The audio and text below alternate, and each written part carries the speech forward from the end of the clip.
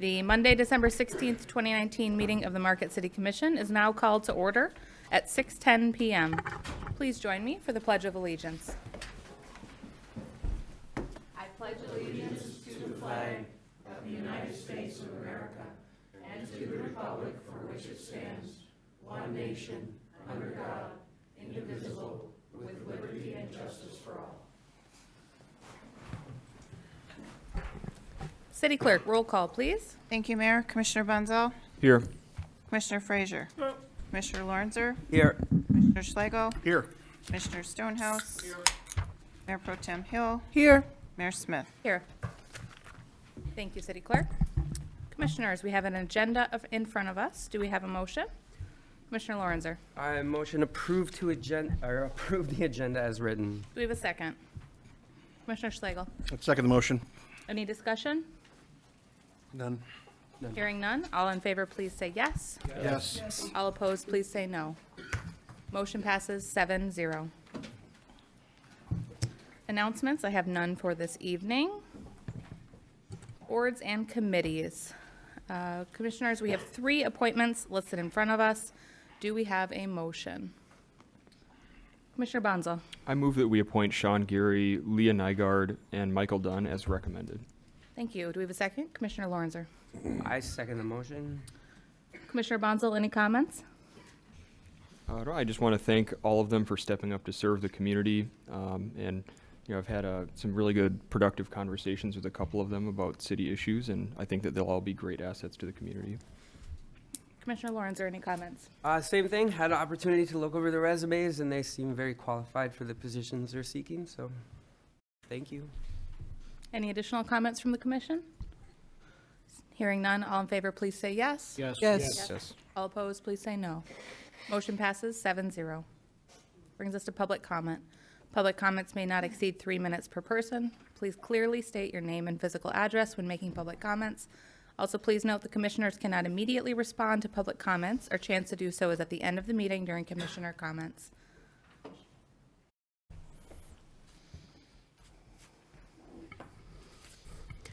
Margaret Brum, 404 East Magnetic Street. Just want everybody to know that I hired a private videographer to film the work session. It will be published on YouTube tonight, and I will post how people can access it on my Facebook account as well. I really value these work sessions. They're tremendously informative, the amount of information, and I would encourage the commission to consider putting them online. Oh, somebody cut off my microphone. I'll just talk louder. I would encourage the commission to put the work sessions online like you do a regular business meeting, because there's just so much good information in them that people should have access to. Number 2, I'd like to point out that the Cliffsdale site was shut down in 1969. It is 50 years later in 2019, and you have the best and brightest experts that the city has been paying for over 10 years admit to you what they knew and what they did not know about the site. And I submit to you the most critical thing that I learned tonight is how much they still don't know about the site and how much remains to be seen. And if you'll notice that the most information was occurred in the last 10 years, I am not exaggerating when I say in 2011, a blob of that wood tar came out of the ground, terrifying a great many people, including the residents of that apartment complex, and that was unexpected, and they did not know the source of it. And if you read the mining journal accounts, which are available at the Peter White Public Library, it took them days and weeks to determine the source of it. My big concern is not what they know, because I believe what they know. I've read the Tri-Media engineering reports. I respect the engineering that goes into it. My concern is what they do not know, and the difficulty of trying to prove the location of the contaminants going from an off-site property that somebody else may own to the city property where we're responsible. That will be incredibly challenging. Another issue is I heard for the first time tonight the people admit there's too much contamination on the site to dig it all up. Now, if I spoke that language inaccurately, please correct me, but I heard 3 times a person say there's too much wood tar spread around the site to clean it all up.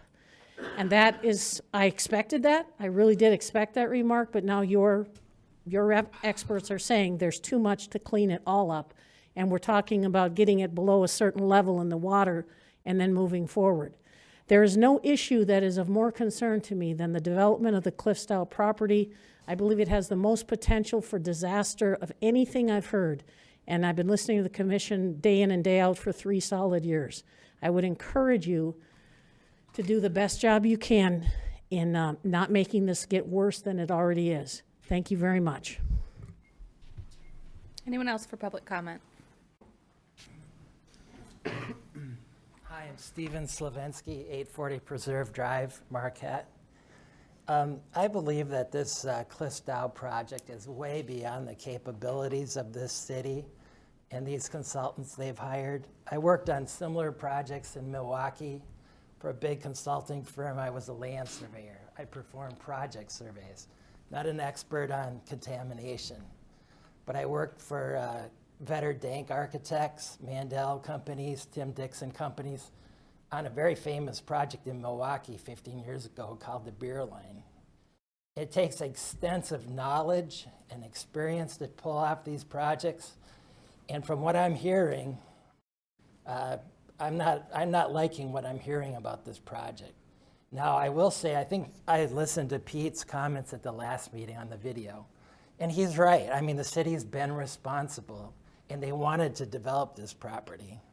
But the kind of liability the city is signing up for, and I can't even believe I'm reading this sheet. There hasn't even been a baseline environmental assessment done in this property. I mean, when I worked in these projects as a project surveyor, we hear about that all the time as the baseline been done. They haven't even done this on this property, either the people buying it or the city. And what you're trying to do is you're just trying to skip some steps here. Now, another thing too is the city doesn't have the capability to manage such a complex project. The city's signed up to do a wharf down there at Founder's Landing. They've already spent, I think, between $250,000 and $400,000 with local consultants designing a project that's been, shot down by the state. That's a lot of money. I would much rather see that $400,000 go into the Lighthouse Park. And also mitigation for climate change. The worst thing we could do is lose these beaches over there by McCarty's Cove. That would be a huge loss. But now what you're taking is you're taking a toxic site and you're taking a rock pile that's in the road that's been destroyed and saying we're going to double down and do anything we have to get this thing developed. I don't think that's really a great idea. I think, you may be able to go ahead and put the road in. One last concern I have is city officials said that they're going to de-water when they build the road and put the water through the city sewage treatment plant. I'm not an expert on this. My question is that suitable for treating potential carcinogens and toxics? Thank you. Anyone else for public comment? Hi, I'm Barb Outside. I live at 1324 North Front, and my problem is very small compared to the Cliffstyle thing, but I'm actually here to, first of all, acknowledge what a tough year it is for the city with the snow removal problem. And honestly, emphasize with the plight of all the expense of the snow and the, lake frontage and all that. And I'm not here to complain. As a matter of fact, last year I wrote a letter to the Mining Journal in support of the city after a disgruntled resident complained about snow removal on West Magnetic. Anyway, but what I do want to say is, I think that the snow problem that we have is not a fluke. I kind of think it's sort of a trend. And what worries me is that I really want to encourage the city to really invest in better snow removal, especially for pedestrian pathways. I think making Marquette a walkable city more than 6 months a year I hope it can be a priority in this town. Case in point, we have I don't know how many of those sidewalk groomers we have. And there's specific routes. I know that where I live on East Fair, it plows the other side of the street, which of course is Northern's property, not the taxpayers' property. But, you know, in the meantime, we've got the plows coming in because there's so much snow, and they're throwing that snow up and over onto the sidewalks. So what I'm doing is I'm not only getting the dregs of the snow plow at the bottom of my driveway, but then I have to clear off the sidewalk as well, which I can't even blow with my snowblower, and I have a really good snowblower too.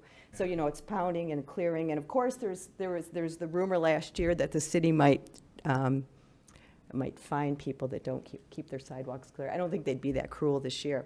But anyway, I'm just here to kind of say, you know, if we can really think about long-term snow removal, you know, and again, I'm sorry that I don't know a lot about what the city's putting their money into and who they're hiring to haul the snow out, but I really think the sidewalks need to be a priority, you know, because people aren't able to get out and around. Oh, and I thought I had something else to tell you. Wait, I have 36 more seconds, so let me just look. I think that's it. Okay? Thanks.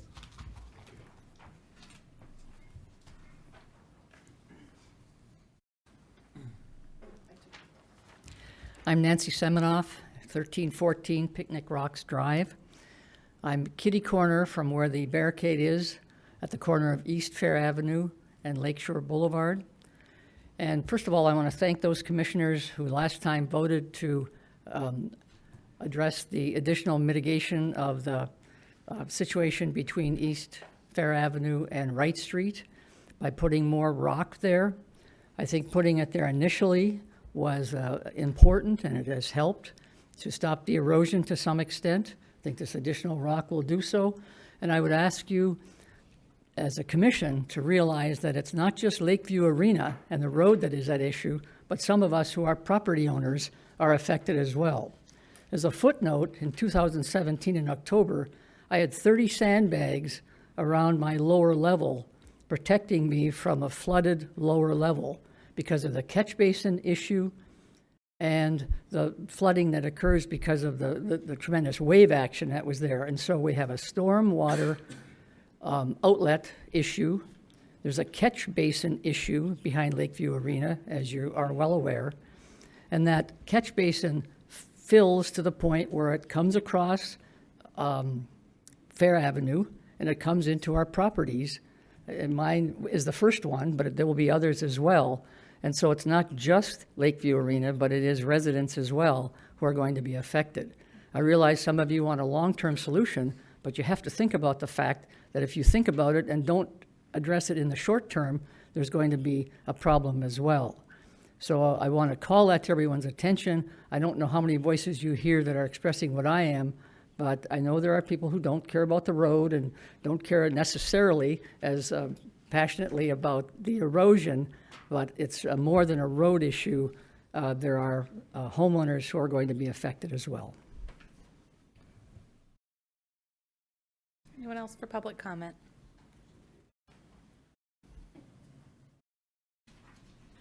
Frank Jeff Verdo, 350 East Ridge, Marquette, to speak on items 6 and 7. These are my opinions. December 9th, regarding our shore, this board acted as well as possible under the circumstances largely caused by past negligence. Do we punish the 4 who voted to put a Band-Aid on a cancerous wound, or the 2 who didn't see that without immediate action, major infrastructure might be lost? Neither. The blame lies in the order of each member's longevity on this board. Mr. Stonehouse is the most culpable current member. Last week, he told us the lake levels were at record lows just 7 years ago. This implies that the levels have risen ever since. Shires Park has eroded into Lake Superior for most of that time. Years ago, our need for a coastal study was obvious, but until recently, all this board does was entertain a consultant's presentation on a Tempolo 1.5 years ago. My requests for an update were ignored, so I called him myself to learn nothing had been done the entire time, except for wait for a grant source. Our desperate need for action wasn't even on his back burner. Worse yet, our initial grant would only fund a study to determine if the Corps of Engineers is to blame. If our board had pursued this when first alerted, we'd likely know of the culpable party by now, and if the Corps was to blame, the funds would most likely have already been allocated for the long-term solution that we all seek. The stupidity of this explains why Mr. Lorenzer and Ms. Hill voted no. They didn't want to throw good money after bad for a Band-Aid when that money ought to have been put toward the long-term solution. One member said we must lay this armor with an engineering plan. The planner said a coastal consulting firm is to measure the levels. Now? Why not 3 years ago? Ms. Hill's reason for delaying is, quote, we need to understand the hydrodynamics to understand the water. We need transparency. We must know how the money is spent. Her points are well taken, and I like Ms. Hill, but we must ask why she didn't pursue this her first month in office when we already knew of the impending disaster. She further said the city does such a good job putting the sand back, most people don't notice. Well, many of us do notice. With every intrusion of heavy equipment, our fragile park is further trampled, and the changes are easy to discern in the forms of lost trees and the narrowing of our green space. Mr. Fraser mentioned moving the road, but the only relocation that's been spoken of publicly is along Cliffs Dow. Does he know what segment of our lakeshore the item pertained to? He makes a good point about not having the money, but we needed to get on this about the time he came on board. It's clear that none of you ever heard the Joni Mitchell lyrics. Don't it always seem to go that you don't know what you've got till it's gone? Well, in our case, we can't even pave over Paradise with a parking lot because the land is gone entirely. Anyone else for public comment? Anyone else? Seeing none, public comment is closed. Up next, we have a presentation with updates on the Cliffs Dow project. Just prior to this meeting, we did have a work session with this same group of presenters, and we gained some valuable information. This will be a shorter presentation of what we've already discussed. Presenting tonight will be Dennis Stakowitz with Community Development, Richard Barron, Tom Anthos, Ryan Whaley. Gentlemen, please come over to the side podium. A friendly reminder to speak closely into the microphone so our viewers at home can hear the presentation. Thank you.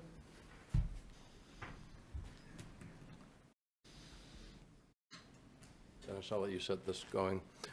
My name is Rich Barron. I'm an attorney with the law firm of Foley, Barron, Metzger, and Yipe, and with the mayor's and commission's permission, this will be a significantly shorter presentation than the hour and 15-minute engaged discussion that we had just recently. We also have, besides Tom Anthos and Ryan Whaley from Trimedia Engineering Consultants that have been working on this project, Steve Harrington has agreed to come. He is from Eagle, former DEQ, and Steve is the regulator who has been our main point of contact during the work on the site. So I'm going to just really whip right through a lot of this information. We talked in the last presentation about the history of the site and how it used to be, at least among other things, a wood tar manufacturing site. It is a legacy site of contamination. If we look on these pictures here, we have a lot on the right-hand picture there is a lot of infrastructure there, the retorts and the factory that they had that would take wood, bake it down in sealed containers, and generate material that they could use as a feedstock to make different types of chemicals. What's interesting on these pictures is you can see that this site historically in the 1950s was dumping something into the lake. You see a plume there on the one side, on the right-hand side going from south to north, and on the left-hand side going from north to south. So environmental regulations were different back in the day, and there was some material that made it out into the lake and made it off the site. The site ultimately was demolished, at least in part. It sat fallow for a long period of time with a lot of buildings there. Then some of it was demolished, then more of it was demolished after the city took ownership of the site. These are some of the buildings. We talked earlier, and we've talked about all of this earlier, but just to bring everyone up to speed, when the city purchased the site, the city, by matter of contract, agreed to take on liability for what was actually on the four corners of the site at the time they purchased the site. They didn't take on liability or agree to investigate the apartment complex. They didn't take on liability for what had already been dumped out into the lake. They didn't take on liability for whatever might have been transported by the Cliffs Dow Company off-site somewhere. Our focus, from the city's perspective, is on the site itself. Now, if someone buys a piece of property, if they want to not be liable to the state, they can do a site investigation and do a baseline environmental assessment. But if you're buying a piece of property from a private party, and part of that deal is you need to take on liability to the state, you don't do a BEA. There's no point in doing a BEA because you've agreed by contract with the party that's selling that property to be liable to the state. Now, all of the people that are precursors in title that also would have caused environmental impacts at the site also are liable parties. But the city agreed in order to get the site, so the city had control over the development of that area along the lake to take on that responsibility. So just to kind of put it in perspective, there's things you can do if you're buying property and you want to not be liable to the state, you do a BEA, but otherwise, if it's a matter of contract and the party says, I'm not going to sell it to you unless you take on all the responsibility, that's the situation the city's in right now. So the sites, we can look at it in 3 different segments there, the north 9 acres, the south 23 acres that are now part of the soccer fields near the dome, and the center 46 acres. We've talked earlier about a deed restriction that's on the property. A deed restriction prevents the use of the property for residential unless DEQ, now Eagle, says that it's okay, and also prevents the use of groundwater at the site. The site's on municipal water, so anyone who redeveloped that site would be on city water anyway. There have been a lot of environmental response activities take place over the years. Almost 100 wells at the site over the years. These are monitoring wells. Some of them are individual locations. Some of them, which would be screened or take a water sample from a certain distance across the water column. Others are nested wells, where you would have 3 wells together, and each individual well would take water from a discrete, different level in the aquifer, in the groundwater, so as to get an idea as to whether you had something that was lighter up closer to the top, or more of a dense non-aqueous phase liquid, or a DNAPL that might be deeper, or just dissolved contaminants that are migrating differently. Part of the work that's been done was not only investigation, but also a limited source removal, and the limited source removal was focused on a certain aspect of the site. To identify that area, we did a geophysical study, which is looking with ground penetrating radar and electromagnetic interference to determine where there's metal things in the ground of significant structures to be noticeable, or whether you've got some anomalies. The idea there was to look for whether there were preferential pathways or spots on the property because of the underground structures that we couldn't see might be causing migration to move quicker or accumulate towards the lake. Now, there are certain different kinds of contamination on the site. You have dissolved phase contaminants that are in the groundwater, and there are specific point source contaminants, such as the tar that was removed, that might be a discrete area. If you have diffuse contamination, it doesn't make fiscal sense, nor is it necessarily an environmentally sound approach to try and dig up 46 acres of the land if you don't need to. If you're able to monitor and determine what the levels are as they're migrating out towards the lake, that's an appropriate remedy. The reason you would do a trucking and disposal remedy, or trying to dig something up and take it away, is where you have a significant area of contamination in a particular location that it makes fiscal sense, environmental sense, and just common sense to try and go ahead and address. So these activities have continued in terms of the monitoring. One of the things that the city did after getting a lot of data is the city was able to narrow the focus from the whole entire site along the lakeshore, focusing it right down towards the middle, and that pretty much coincides with where you saw all those industrial processes and all those buildings early on. As part of that process, we approached the DEQ for what's called a mixing zone determination. I'll use the same example that I used earlier. If you have a smokestack and you need a permit, you've got a point source, the smokestack, and you get a permit from Eagle to say, as long as your levels are below a certain amount, we know there'll be enough dilution in the air that it's not going to cause a human health or environmental problem. If you have a pipe that's discharging out to the lake and you want a permit from the state to allow a discharge, again, you have a point source, you would have criteria that you would have to meet. The city would have to meet its own criteria with the feds under a National Pollution Discharge Elimination System permit, or NPDES permit, to a discharge from the POTW, the city wastewater treatment plant, to the lake. So there, they would have to deal with their own permit. What we have done is we've approached the state for a mixing zone determination where all of the area across the site where there is migration of dissolved phase chemicals going into the lake was evaluated. We obtained data. Trimedia did work to evaluate that data. We submitted that to the state. We did additional data analysis, and then the state has its very own team that goes and looks at that data, and what they come up with are what the equivalent would be of a permitted level. So as long as we're within that level or within that range, then the state is allowing us to change an unpermitted release, which is the groundwater with contaminants that are moving off-site, to a permitted release, and acknowledging that that will not cause environmental harm.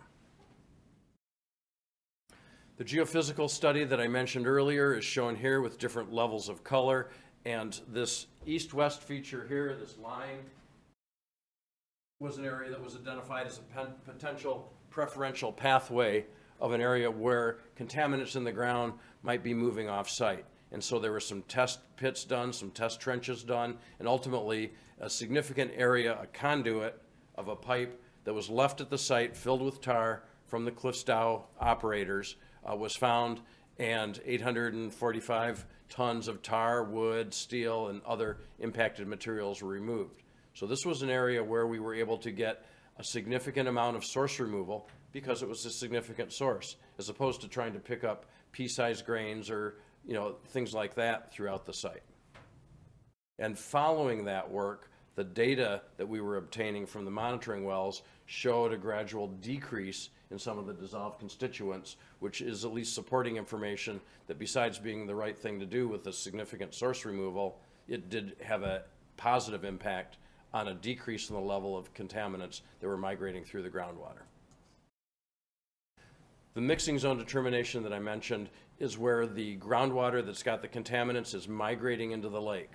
It doesn't migrate in necessarily right at the near shore area. It migrates in wherever the groundwater is upwelling into the lake. And what we've seen, based on the data, is that the impacts in lake levels have changed the data that we've seen from wells that have been existing. So we've been getting data that while the city did the original series of wells in the year 2000, it wasn't until 2009 that additional work was done, and since 2009, it's been quite consistent in terms of getting data from some wells and then additional wells and more wells. And that whole process of these additional wells would be an iterative process. You get a set of data, you look at what that data allows you to make conclusions about, and then you determine, do you need to expand that and put in additional wells? Do you need to put them in additional locations so that you can try to expand your knowledge of this particular site?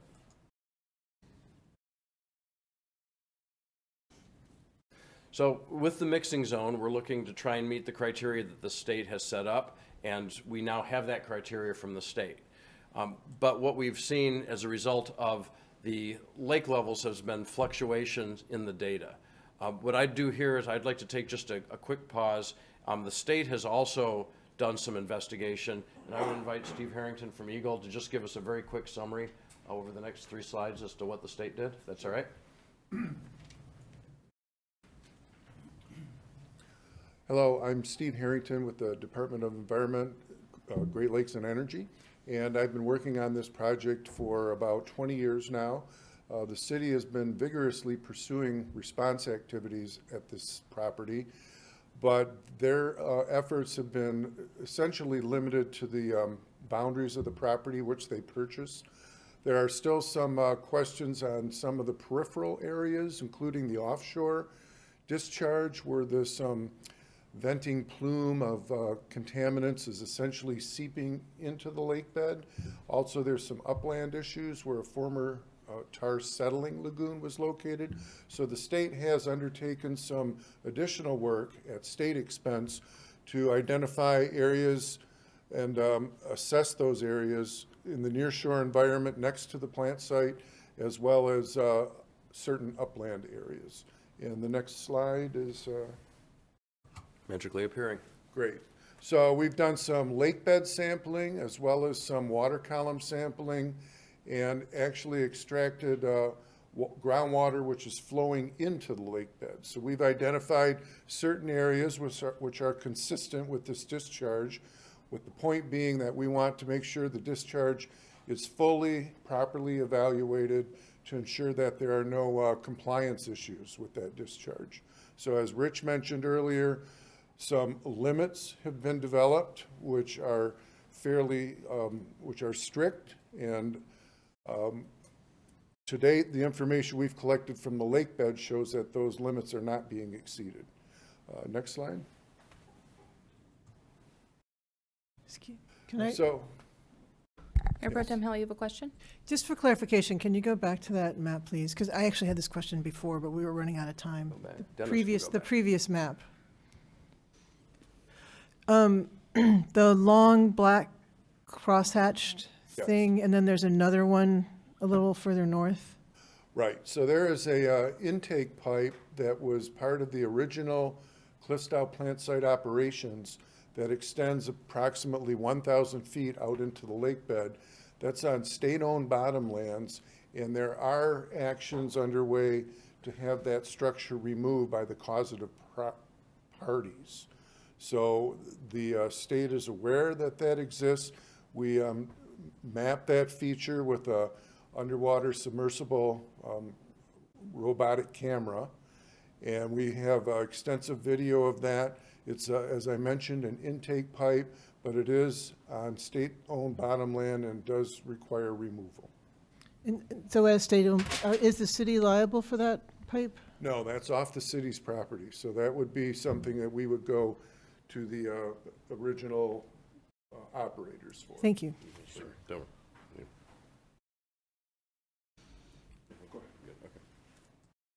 So again, going back to what I mentioned earlier, the city bought the site. It didn't buy, the apartment complex area. It didn't buy pipes into the lake. It just bought the site.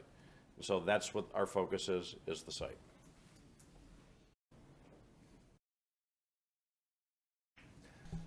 Part of the investigation that's been done, this iterative process, is to determine where additional data points need to be obtained from. And some additional monitoring points were put in. Originally, the groundwater, surface water interface monitoring points were all inside the fence line on the property. There's been a move now to expand those outside the fence line. You can barely see, there's a couple of yellow dots there. I'll point them out up here. On the other side of Lakeshore Boulevard. And then there are some others here, a couple of upgrading points, and a couple of other locations here. Where the wells say GSI and they have a number and then A, B, and C, those would be the different depth wells or a nested set of wells that has been discussed so that data can be obtained from different areas in the water column. This depicts areas that are above what's called the acute mixing zone criteria, and the way that this was developed, this isopleth here, the line around the outside, shows how some data is direct and some data is interpolated. So if we look in the center here, GSI 700, we've got the line there making a big loop around that. What that means here is that this particular well did not have a concentration above the acute mixing zone criteria. These other wells that are inside the isopleth did have levels that were above the acute mixing zone criteria.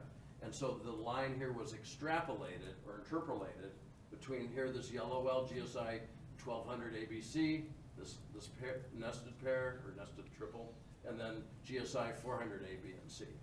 When the state does their mixing zone analysis, they don't let the city or they don't themselves interpolate that data. They require an actual data point, or you have to go to the next highest level. So the analogy is, if you can't prove that it's at a particular point, you have to use a more conservative, here meaning a higher level, because the state is looking at whether there is any risk, adverse risk to the environment when they're coming up with this analysis. So that's one reason that additional wells might be put in to try and narrow the stretch that's of interest and to narrow the amount of mass that's being put in. But in the meantime, to the extent that the state relies on data, they go farther and say, we're not going to go with an average number. We're not going to let you interpolate, even if scientific interpolation is done all the time. We want to be more conservative, so we're more protective by taking the highest possible number and using that to come up with our criteria.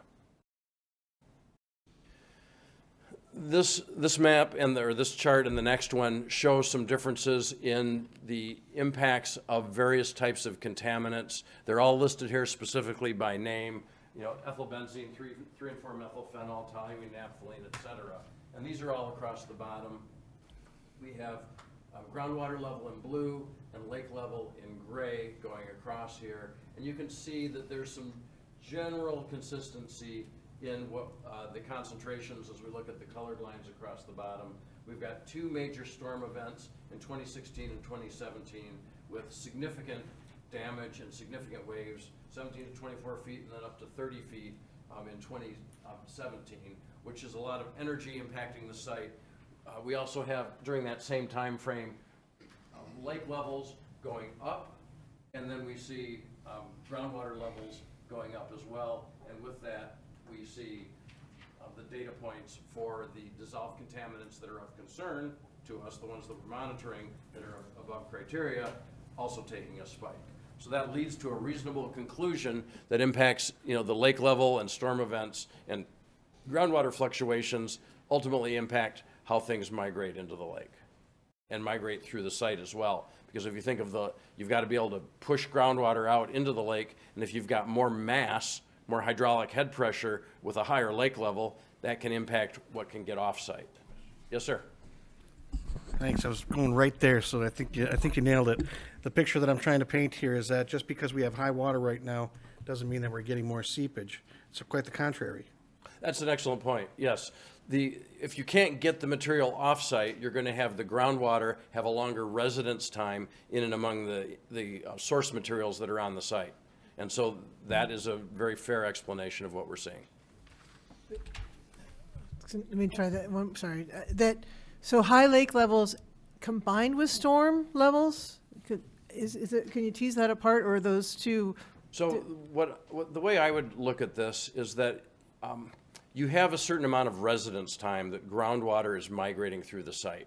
And, so there's a time to travel. The time to travel is impacted by the porosity of, whether you've got sand, whether you've got clay, whether you've got bedrock ridges that are up that might slow it down in particular areas. And it also makes a difference as to how quickly, you can migrate through the site and get into the lake. If the lake was all of a sudden 20 feet lower, we would see, seepage at the bank of all this water coming out because it's got an easy way to get through. If the lake is much higher, it's going to slow down the amount of migration that goes through, which would mean longer residence time for that groundwater and a more of an ability to pick up dissolved phase contaminants. And I would ask Tom Anthos from Trimeta to add on to that if he'd like to. No, that was a good summary. Okay. Well, there we go. So the longer it sits, the more it's going to pick up. Exactly. Just an example of the storm events, which everyone here has seen evidence of already. There's some discussions about further development, and Dennis will take that. Yeah, real quick, I just want to give a short history on Lakeshore Boulevard relocation and the planning processes that we went through, because it obviously is impacted by what happens. These two sites, the site and Lakeshore Boulevard relocation, are obviously related. The photo on the left is a approved city commission design that comes from about 2014 or so. 2014, 2015, it was a culmination of multiple grant opportunities through coastal zone management, a series of community meetings, community survey, so on and so forth. That was the preferred design for relocation of Lakeshore. The one on the right is the most recent rendering that we have, and it includes a revamped shoreline with a stronger armor and revetment on the shoreline. This drawing came about this year when we were actually Superior Watershed Partnership on behalf of the city was awarded a multi-million-dollar grant with the National Wildlife Federation to be able to restore that beach and armor it up to protect our infrastructure and the site in turn. A lot of this comes from many years of planning in the community.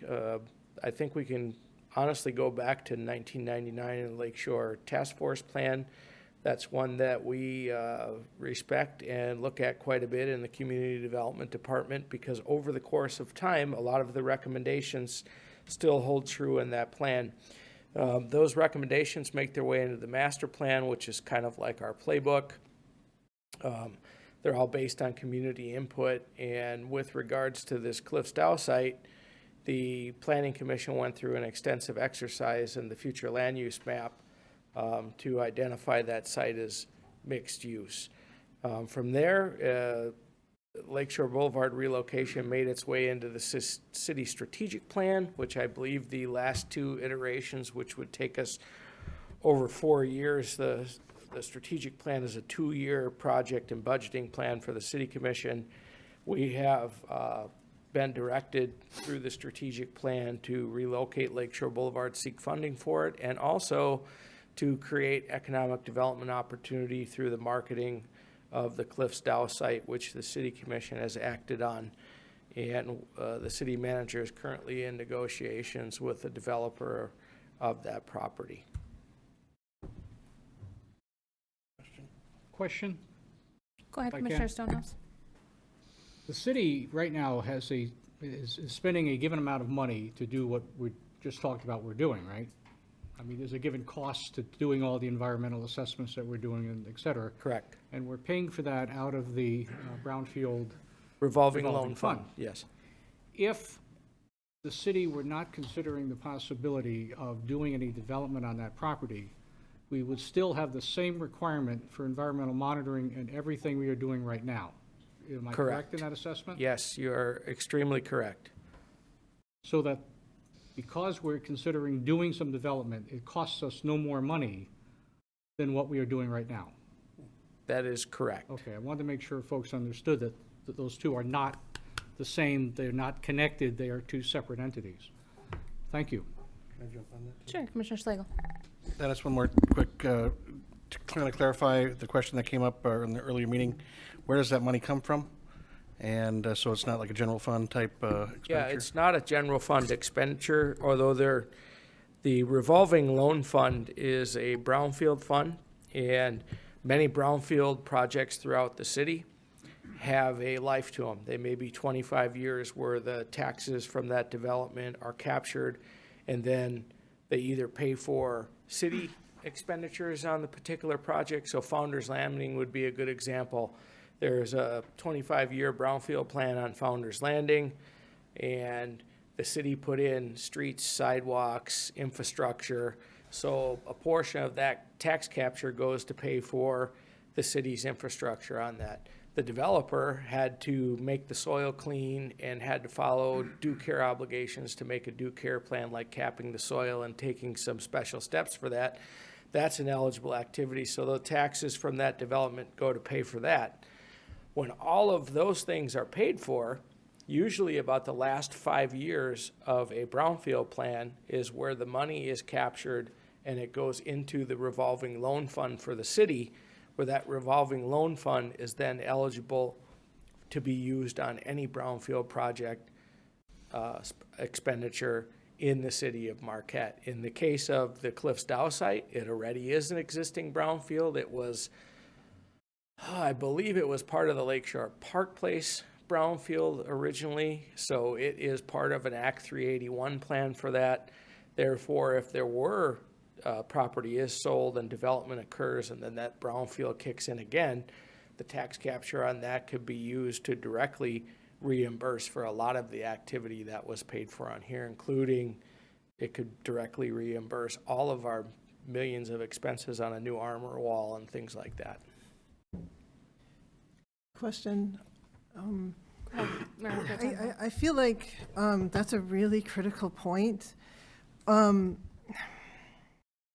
Although to me, I'm really trying to follow all this. You're saying there are two different things, but I just heard you say that the money, I mean, it's a revolving loan fund. The money has to keep coming in order for us to have money to spend. Correct. So,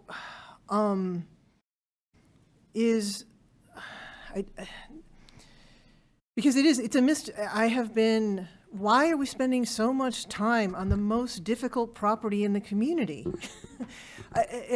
So to develop, it is by definition the most difficult property to develop in the entire community. And I can see, like, I understand and I believe in brownfields. And so can you just really plainly, why are we doing this? Really, why? Why are we doing this? It would help. Well, Besides, it's in the strategic plan, and 20 years we've been wanting to do this, but why are we doing it? Why are we doing it now when we know all of these issues and the lake is rising? I believe we really get into a policy question. I mean, that in essence becomes a city commission policy debate, which, and in our interpretation of it, because it is in the strategic plan, that city commission and community policy debate occurred and therefore directed us to do this. And I think that's a That- valid That's my summary, position as a Dennis. staff member. Yep, I mean, absolutely. We are operating under the direction of the community and city commission, setting those goals and objectives in the strategic plan. In future conversations we have may change that, but that's what city staff has had to work with to this point. So that's what we have to work with at this point. Can we go ahead and finish the presentation and then address comments and questions afterwards, please? Sure. To follow up just momentarily here, the policy part might deal with the relocation of Lakeshore Boulevard, et cetera. But the obligation for the city doesn't change relative to the Cliffs Dow site in terms of the investigation and getting data and things like that. That's an obligation that the city has as the owner of the site, you know, under state law, under Part 201. Sure, please. So during the earlier work session, I talked about liability issues, both of as they relate to the city's ownership, and I also spoke to the responsibilities or obligations a new owner would have should they go forward and purchase the property. So any new proposed use of this property by any owner would involve some very stringent meeting some very stringent criteria. I've heard it implied, and I want to make sure that we're very clear on this, I've heard it implied that it would be impossible to remove every bucket of tar, every location where there's contamination throughout the property. And while that is very true, the completely removal of the contamination is not a requirement to reuse this property. There are many, many technologies available that would allow for the safe reuse of this property for any purpose. Those include capping, all sorts of other approaches, sub-slab ventilation. There are construction methods and engineering controls which, if properly implemented, and believe me, they would be carefully monitored, would allow for the reuse of this property by any current or future owner. So there's these ongoing due care obligations that any owner would have and certain criteria they would have to meet for a particular use. At the present time, there is a property use restriction filed with the deed that prohibits the residential usage of this property. But if a new owner or the existing owner wish to petition Eagle for reconsideration of that restriction, if they provided a robust plan that would account for all potential exposures, that plan would be carefully scrutinized and considered, and the property, if it was appropriate, could be used for other purposes. And any questions on that? I think we'll save the questions till the end. All right, very good. So one of the things that the owner would have to do is to look at whether a pathway is complete, as Steve just was suggesting. So we've talked about groundwater that has impacts. There's, you know, potential impacts in the soil as well. There could be potential impacts in the air. So a developer would come in and they would look at, is a pathway complete, and what do they need to do to make sure that pathway is not complete? Here, with municipal water and a deed restriction that you can't use groundwater for a beneficial use, that pathway wouldn't be complete. The other pathways might potentially be complete, and those could be addressed through engineering controls, such as a vapor barrier or a sub-slab depressurization system or something along those lines. Dennis already spoke about the TIF financing and how that would work, but just to be very brief on it, a developer who comes into the site, if it's a site that's eligible for tax increment financing, they're able to get back a portion of their extraordinary expenses that they had to deal, because they had to deal with a functionally obsolete or impacted site. So that's how that all works in a very small nutshell. Redevelopment, we've already spoken about. There's certain steps that anyone, the city or anyone else who wanted to redevelop the site would have to take in conjunction with Michigan law. And there we have it. Thank you again Touchdown for. made ridiculously simple. I'm going to add one additional comment. So there's really two aspects of this site. There's, first of all, the aspect of what is leaving the property, what is migrating or seeping out into the lake bed. So that's one very important aspect that the city has responsibility for and has diligently been pursuing an assessment of that to make sure that they're not exceeding any criteria. So that's one very important aspect of the site. The other is what are the conditions on the property itself? And do those conditions, those specific conditions, prevent some particular use?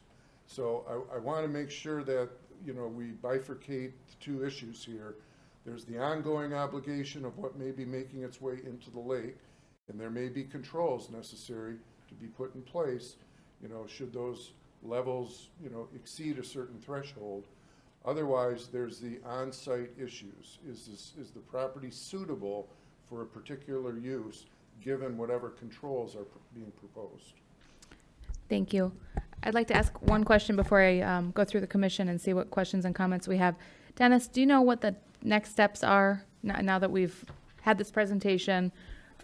When should the commission expect to potentially take action on this item, or is it still a pretty long process? Well, this was an update to the commission of our ongoing process, and we are waiting on another round of results that were pulled, I think about a month or so ago.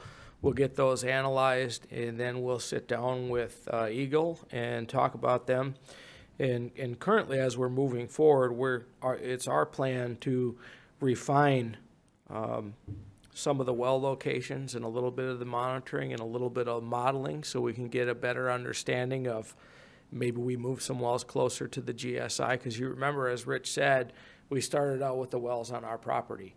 And then from our property to where the actual GSI is, we're making a calculated assumption of what those chemical concentrations may be there. So we move a little bit closer and closer to the lake in strategic locations as we try and refine the location of that plume and investigate a little more. And we're going to keep doing that because we are technically under order from Eagle to be doing some type of activity there. They've been very good working with us as a partner, letting us refine that, because there are points in time, as you've seen in the presentation, where things were getting close to seeing some success on that site. Thank you. Commissioner Bonzel, any questions or comments? Yes, Mr. Harrington, I believe during our work session, I asked a question about some of the sort of peripheral areas around the Cliffsdale property. And in particular, there was a lagoon located to the west, I believe, where there was a significant amount of wood tar potentially stored there, and that's currently now the site of an apartment complex. There's a parking lot there. I understand the state has been doing some monitoring of that situation, and could you just essentially reiterate what you... The state has done 3 years of soil and groundwater monitoring. We've also sampled soil vapors around the exterior of the apartment building. So we're continuing to look at that situation. There's nothing in our results so far that would indicate any immediate concerns, but we're looking at long-term seasonal fluctuations. So we've collected samples every 11 weeks for a year and a half. With regard to the soil vapors.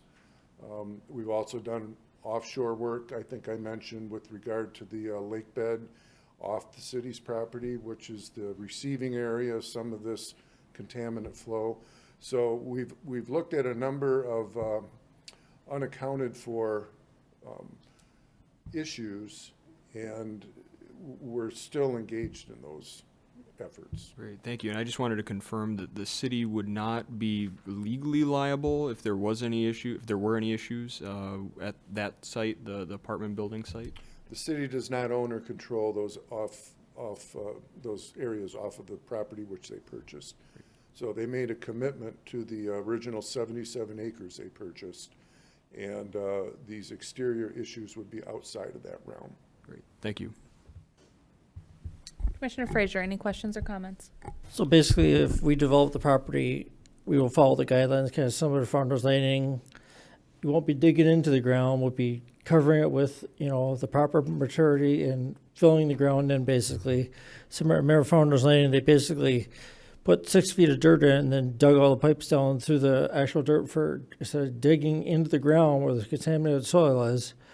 They dug down through that 6 feet of fresh fill to put the water line and stuff like that down. So there is a proper way to do it, and whoever the contractor is that will do it, they will have to follow the guidelines, and you will be constantly there monitoring, the state will be monitoring everything that goes on, monitoring the process and it's not an easy process to do, and you won't be just saying, okay, you can do it. You'll be constantly monitoring and see what's going on, right?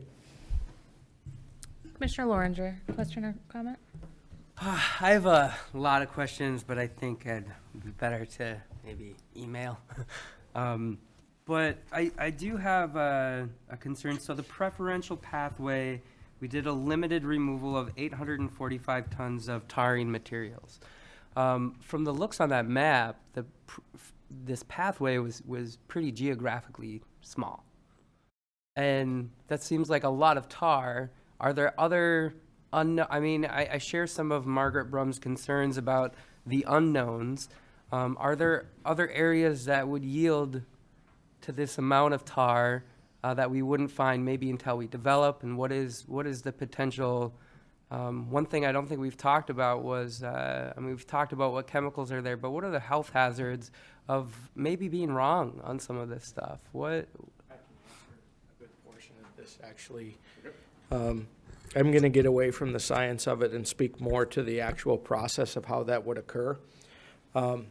When we did do the ground penetrating radar and those exercises, and Tom can confer that with me, that preferential pathway was identified because it undoubtedly stood out as this is something we need to attack, because it was clearly identified as likely to be a pipe, and this is something we need to get to.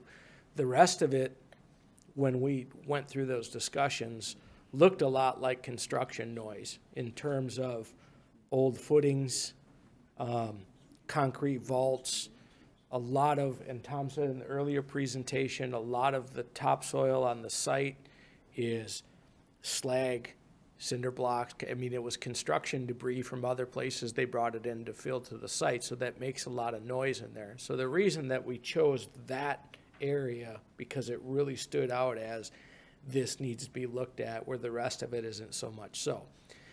Now I'll speak to the process in terms of if the site is sold and the person is developing the site and they go dig on the site and they find another trench of tar, that is still the city obligation. However, it also becomes an eligible activity which would be reimbursed under the existing brownfield that is on the site. Okay. So it's a double bonus in terms of process if they find something like that, because the city gets to look like, wow, okay, we can remove some more of this here, and that's going to help us later on with the issue of values at the groundwater surface water interface. And at the same time, it's reimbursable because we find it as an eligible activity. So that's, speaking to the process end of it. I don't know if you have anything to add to that. I have one other thing to add. Also in the data that we have from the site, we have the process diagrams, the site layout. Like, here's where the ditches ran, here's where the process piping ran, here's where all the building foundations are. So that, coupled with the GPR and the EM, that's what leads us to identify, okay, it's listed as a waste pipe on this drawing. Now we can locate that in real space. We can dig it out. We can find it. We've identified it. It all comes together. Those drawings and those maps go back to the foundation of this site? That's right. Is there any veracity to the thought that there was a fire in the 30s or something like that? And there are two plant sites, essentially. One, burnt up, exploded. Okay. They moved buildings around, and we have both sets of plans. They overlay each other. Okay. We can see evidence when we dug when we dug that anomaly up, where old piping was, the metal riveted piping was connected to wood piping, which was connected to clay piping, so we can see these overtime iterations of the plant site. Okay. My other quick question before we move on is I know a big concern is about the vapor fumes. And I know you're working with the Department of Health and Human Services. Can you talk about the medical consequences of residents being exposed to vapor fumes? Anybody? Well, I don't want to speak for the Department of Health and Human Services, but we do have a extremely stringent screening criteria that was developed by Department of Health and Human Services that is based on cancer risk, the toxicology of the compound, so it's compound specific. It's regarding each particular chemical that may be present. So I really can't speak in generalities about, you know, unless you have a more specific question. I think it's kind of difficult to answer that. Okay, I'll do some Googling. But I'd be happy to further discuss it. Yeah, I think it's important to discuss what lingering threats might be there after any sort of. So I can provide you with those values, Okay. those health screening values for all the compounds that are known to be present at this site, so I can provide that information.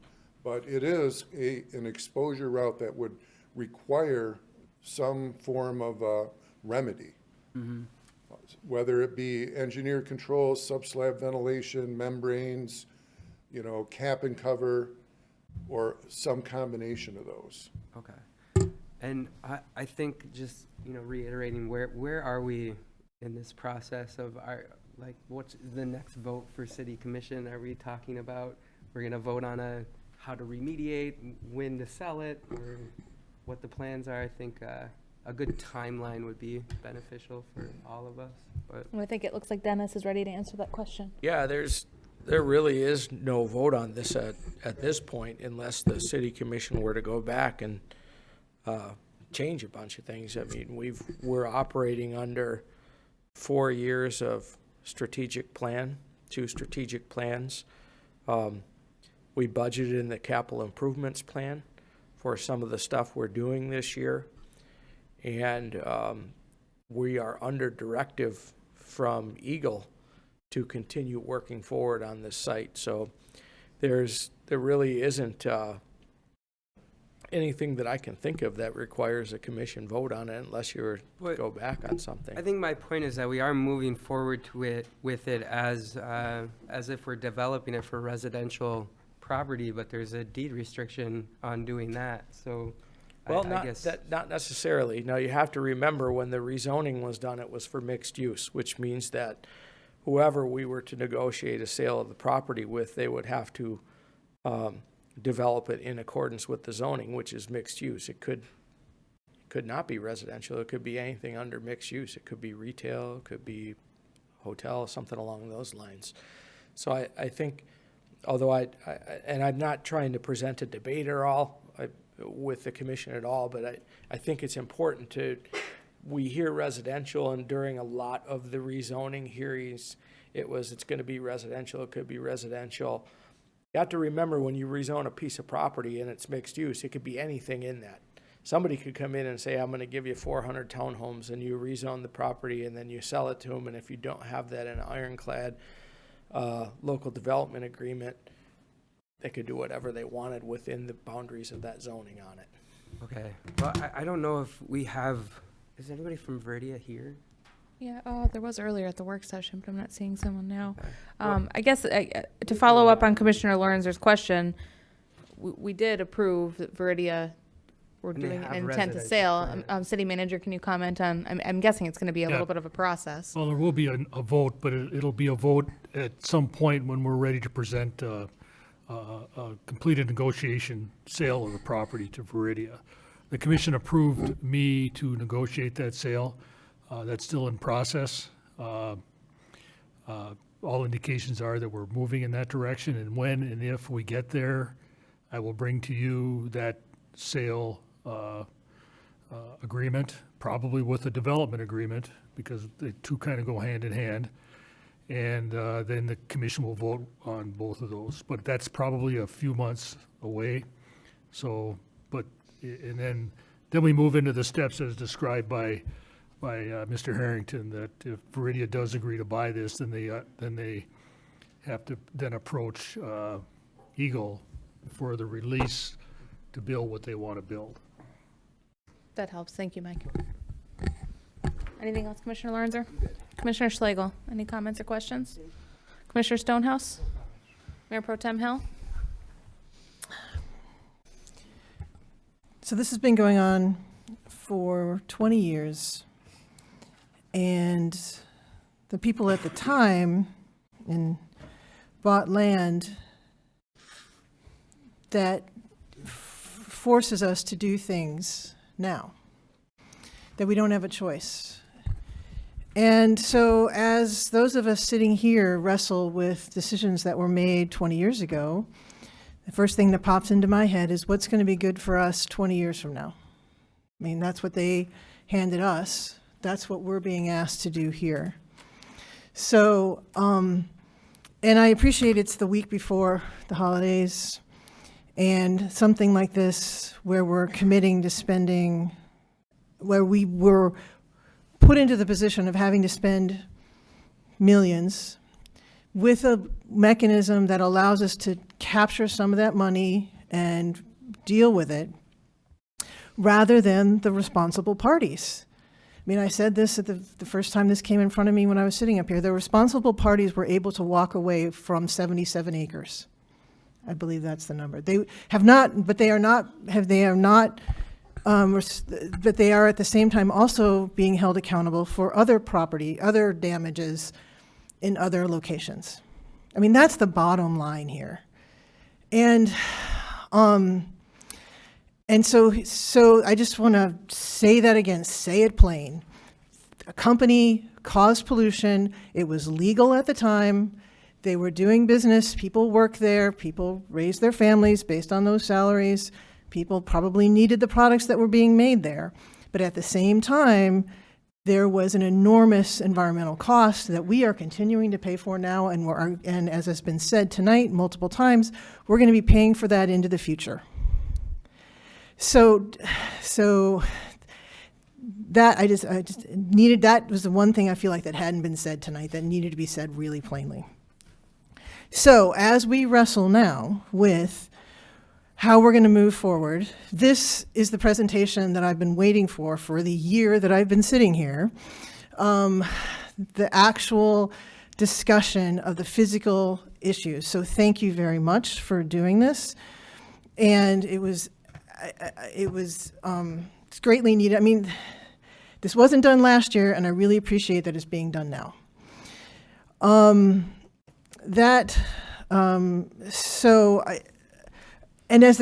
I also think it's important to say, the other thing that hasn't been said that I'm going to say really plainly is there are documents going back in time that say we want to do something about this property, we want to do something about Lakeshore Boulevard. The conditions have changed radically in 6 weeks on what's happened in Lakeshore Boulevard. Going back to that October 16th storm, and which changed our fiscal realities about how much money do we have to spend in this community on things. And I hear the folks who live there who are very worried about their property, and very fair, and we have a limited budget. So in this here's how it's going to get done conversation, yeah, we need to step back every once in a while and say, why are we doing this? And who's benefiting over what time span? And are we going to have enough money just to help the property owners who are being impacted right now? As opposed to this property where we're dealing with legacy contaminations because the responsible parties were able to walk away. So I wanted to get all that out into the room as we are going to be wrestling with these questions Wednesday, 2 weeks from now, going forward. the brownfield process gives communities the ability to deal with legacy contamination. And clearly diligence has been done on monitoring. I hear that a lot of diligence has been done on the lakeside. I heard concerns that there may be some other stuff on the other side of the property. So at some point, if someone could discuss why, if we're responsible for the stuff that's leaching into the lake, why aren't we responsible for stuff? Are we responsible for stuff that's leaching the other way? Why not? I'm hearing no from 2 commissioners. Why are we not responsible for stuff that might be leaching away on land but not into the water? If I understand the question correctly, the city's focus is on property that it owns and what's migrating off of the property. Right. If it's something that is up gradient from the property, that's part of the Cliffsdale legacy of some old lagoons or something like that, that is off of your property, that's not part of our responsibility any more than it's your responsibility to go clean up the gas station next door that you don't own. But we're responsible for but there's the mixing zone question, and we're responsible for what's going into the lake. So I just think this needs to be brought out and clearly understood in plain English. So if something is up gradient and migrating onto the site, that's one thing. But if something is migrating off of the site, the mixing zone area, if it's an impact that was there prior to the time that the city bought the property, the city wouldn't be responsible. If it's something that's migrating off there. It's not migrating that way, is what they're trying to say. Okay. Let me help with this, and I'm going to use the hotel or the apartments as a prime example. Because of the way the groundwater flows, it is impossible for anything. I'll be careful with that. 99.9% impossible for anything to move back that way because of the direction of flow. In a general sense, if flow was all over the place and we had stuff on our property that we committed to the obligation and it left the property in another way, yes, we would be responsible for that. Yes. But in the case of what we're talking about here with the Presque Isle Apartments, we're not, because it is well documented that the geographical situation there is that stuff is upgrading and it flows across our site to the lake, which in turn leads to discussions that we have had of how much responsibility do we have because it's coming from there and so on and so forth. Thank you. That's really helpful. Groundwater tends to migrate towards surface water. Yeah. Okay. Thank you. Thank you again to Dennis, Steve, Rich, Tom. Appreciate you coming in, leading the work session earlier and presenting again at the meeting tonight. Thank you very much.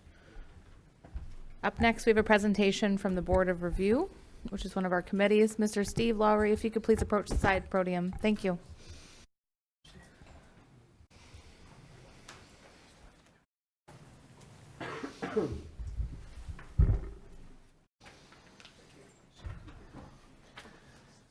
Honorable Mayor and Commissioners, I'm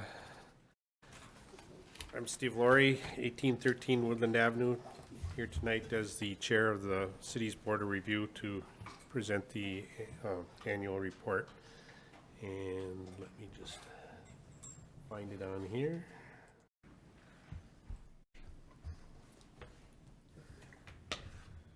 Okay, there we go.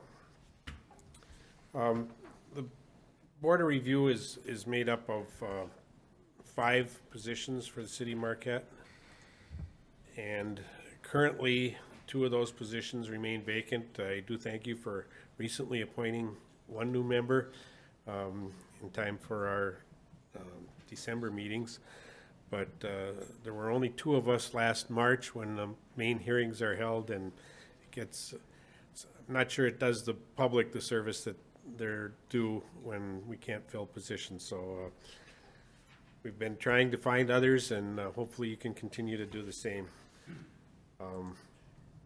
The Board of Review is established under the city charter, but each city and township is required to have a similar board under state law, and the state Tax Commission and state law set a number of different rules by which we operate.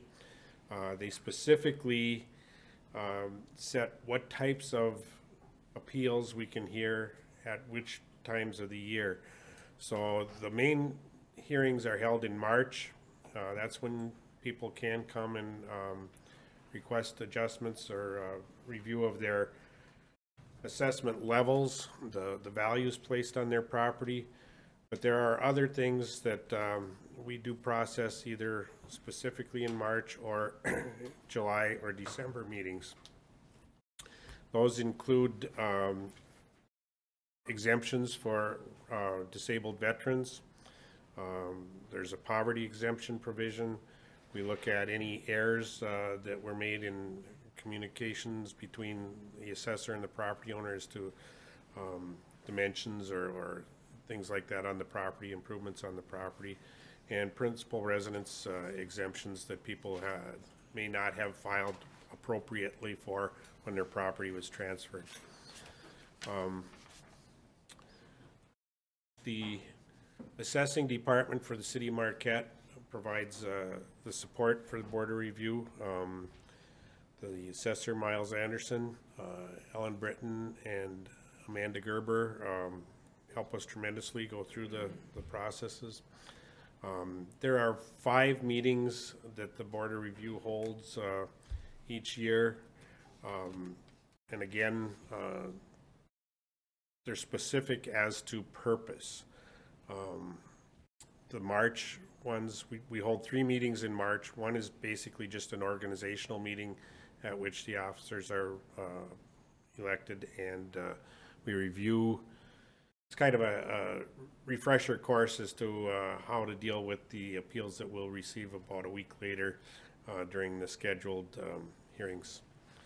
So this next slide gives you the 4 dates down there. They don't include the organizational meeting, which, like I said, precedes that March 9th meeting by a week or so. This chart and the next slide or two give a representation of what types of appeals we can consider at each of the different meetings, and who reviews our work, as well as what authority we don't have as well. Some things can go directly to the tax tribunal. Others go to the tribunal after they've been presented to the local board of review. One of the things that we don't have any authority to review is a denial of a principal residence exemption. Those do have to go directly to the state.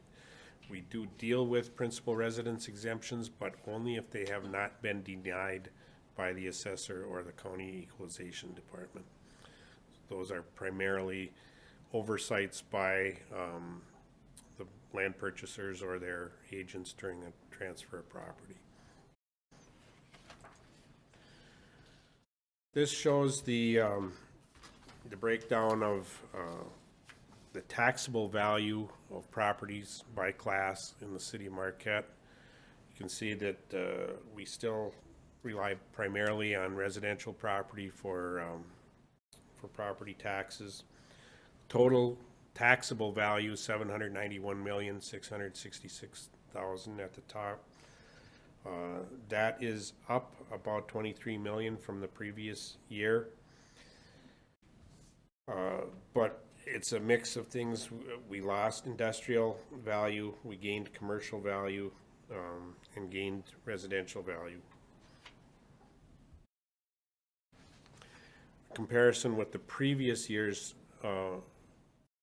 figures, the breakdown is much the same. Some of the values are different, and like I say, it's an increase of about $23.7 million over this year. Yes, Commissioner Hill. Is that increase due to more properties being developed in those categories, or the value of those properties increased? It's a combination of both. I believe I don't know that I have the figure here, but there's an allowable inflation increase under Headley and capped values laws. I know for going from 2019 to 2020, that will be 1.9%. I don't recall what the figure was from 18 to 19, but it was slightly over 1%. It cannot exceed 5% under the Headley rules. That's inflation, basically. Correct, that's the inflation factor. We did see new commercial and one of the special classes, I think it was commercial facilities, new represents the hospital. That showed an increase of 35.3 million. That class did. I think that was primarily the hospital. Other commercial class was up about 10 million. But we lost 45 million in the industrial class, primarily on the Wisconsin Energy property. Thank you. You're welcome. Now the difference between this slide and the previous one, those were taxable value. The one I have up right now deals with the assessed value, which is based on the true market value, but under Headley we cannot collect taxes on the assessed value.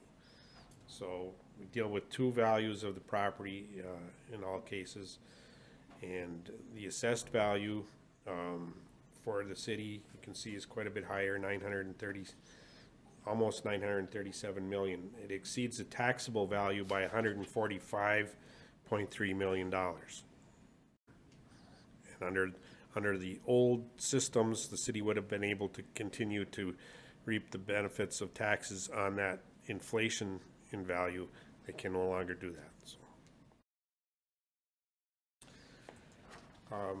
And again, this is the previous year's slide. It was, again, 135.4 million over the taxable value. So again, a change of about $10 million lost to inflation in taxable value from one year to the next. We have 8,853 tax parcels on the roll. That does include personal property as well as real property. Those are dealt with as separate parcels. But that is an awful lot for your assessing staff to track and monitor all the time. A number of these do fall off the assessing or tax collection over the years as a business closes or becomes eligible for personal property tax exemptions. Those accounts or parcels stay on the roll for a number of years, even though they aren't generating any taxes, but they do still have to be maintained. And that 8853 was up from 8776 the previous year.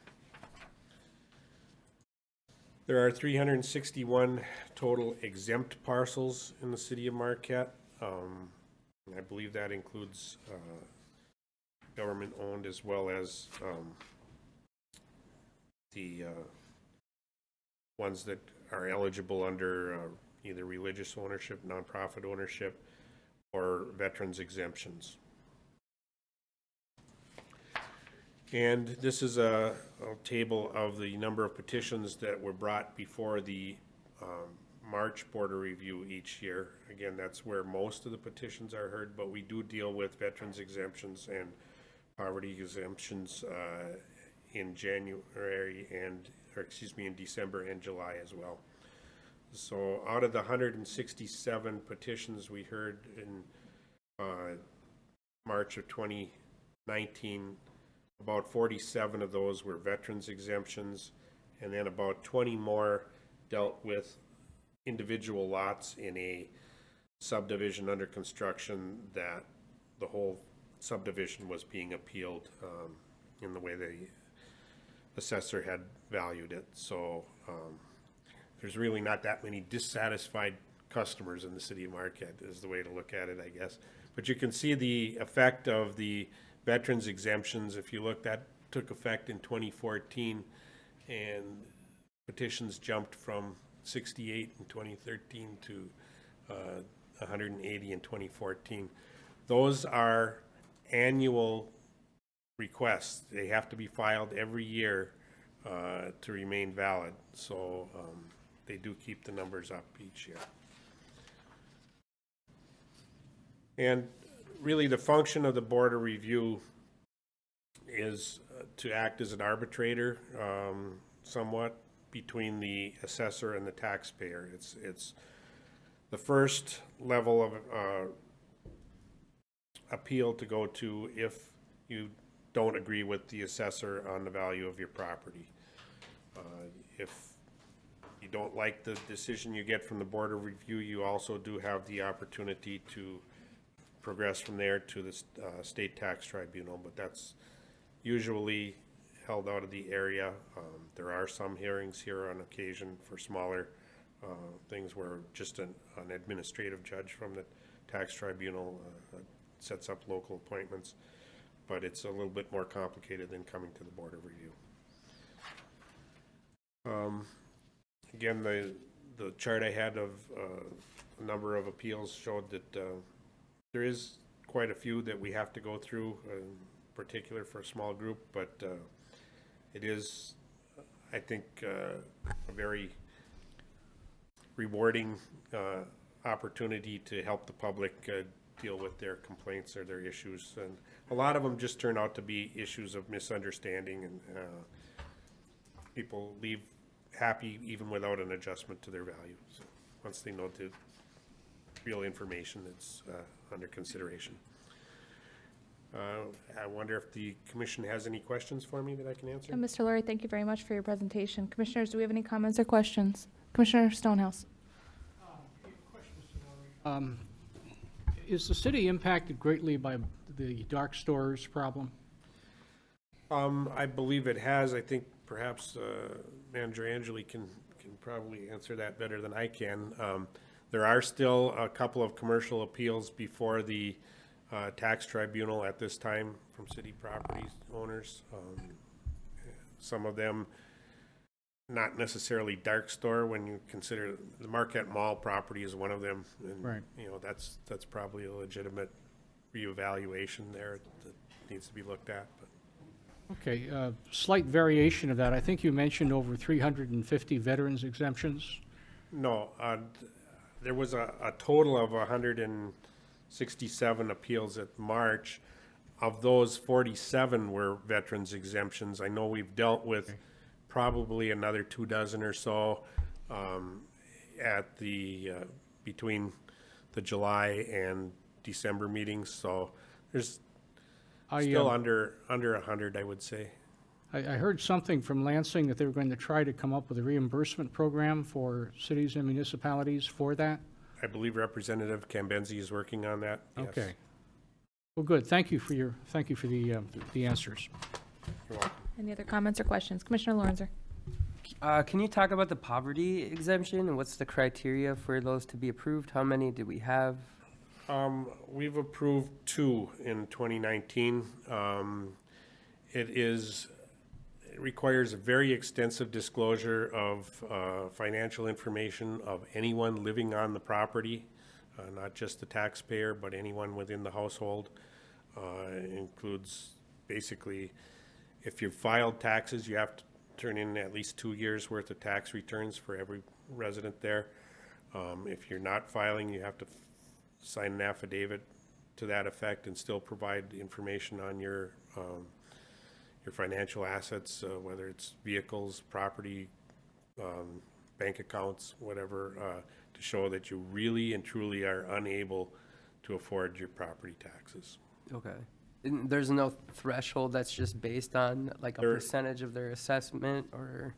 There are 2 main criteria. There's an income level and an asset level that have to be compared.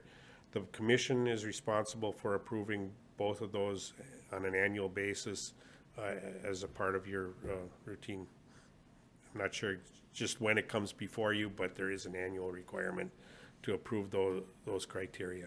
Okay. Okay, thank you. Thank Any you other very much. questions or commissioners?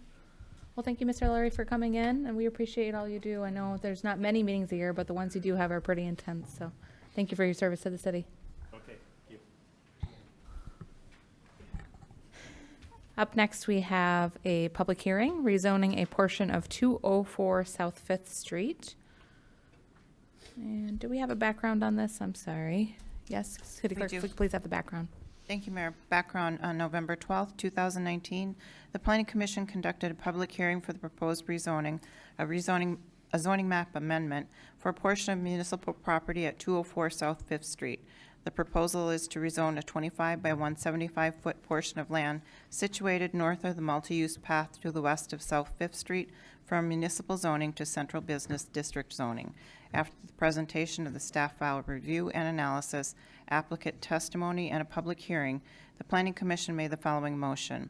It was moved by S. Middlefelt, seconded by M. Larson, and carried 7-0 that after conducting a public hearing and review of the application and staff file review/analysis for 05 REZ 1119, the Planning Commission finds that the proposed rezoning is consistent with the Community Master Plan and meets the requirements of the Land Development Code, Section 54.1405, and hereby recommends that the City Commission approve 05 REZ 1119 as presented.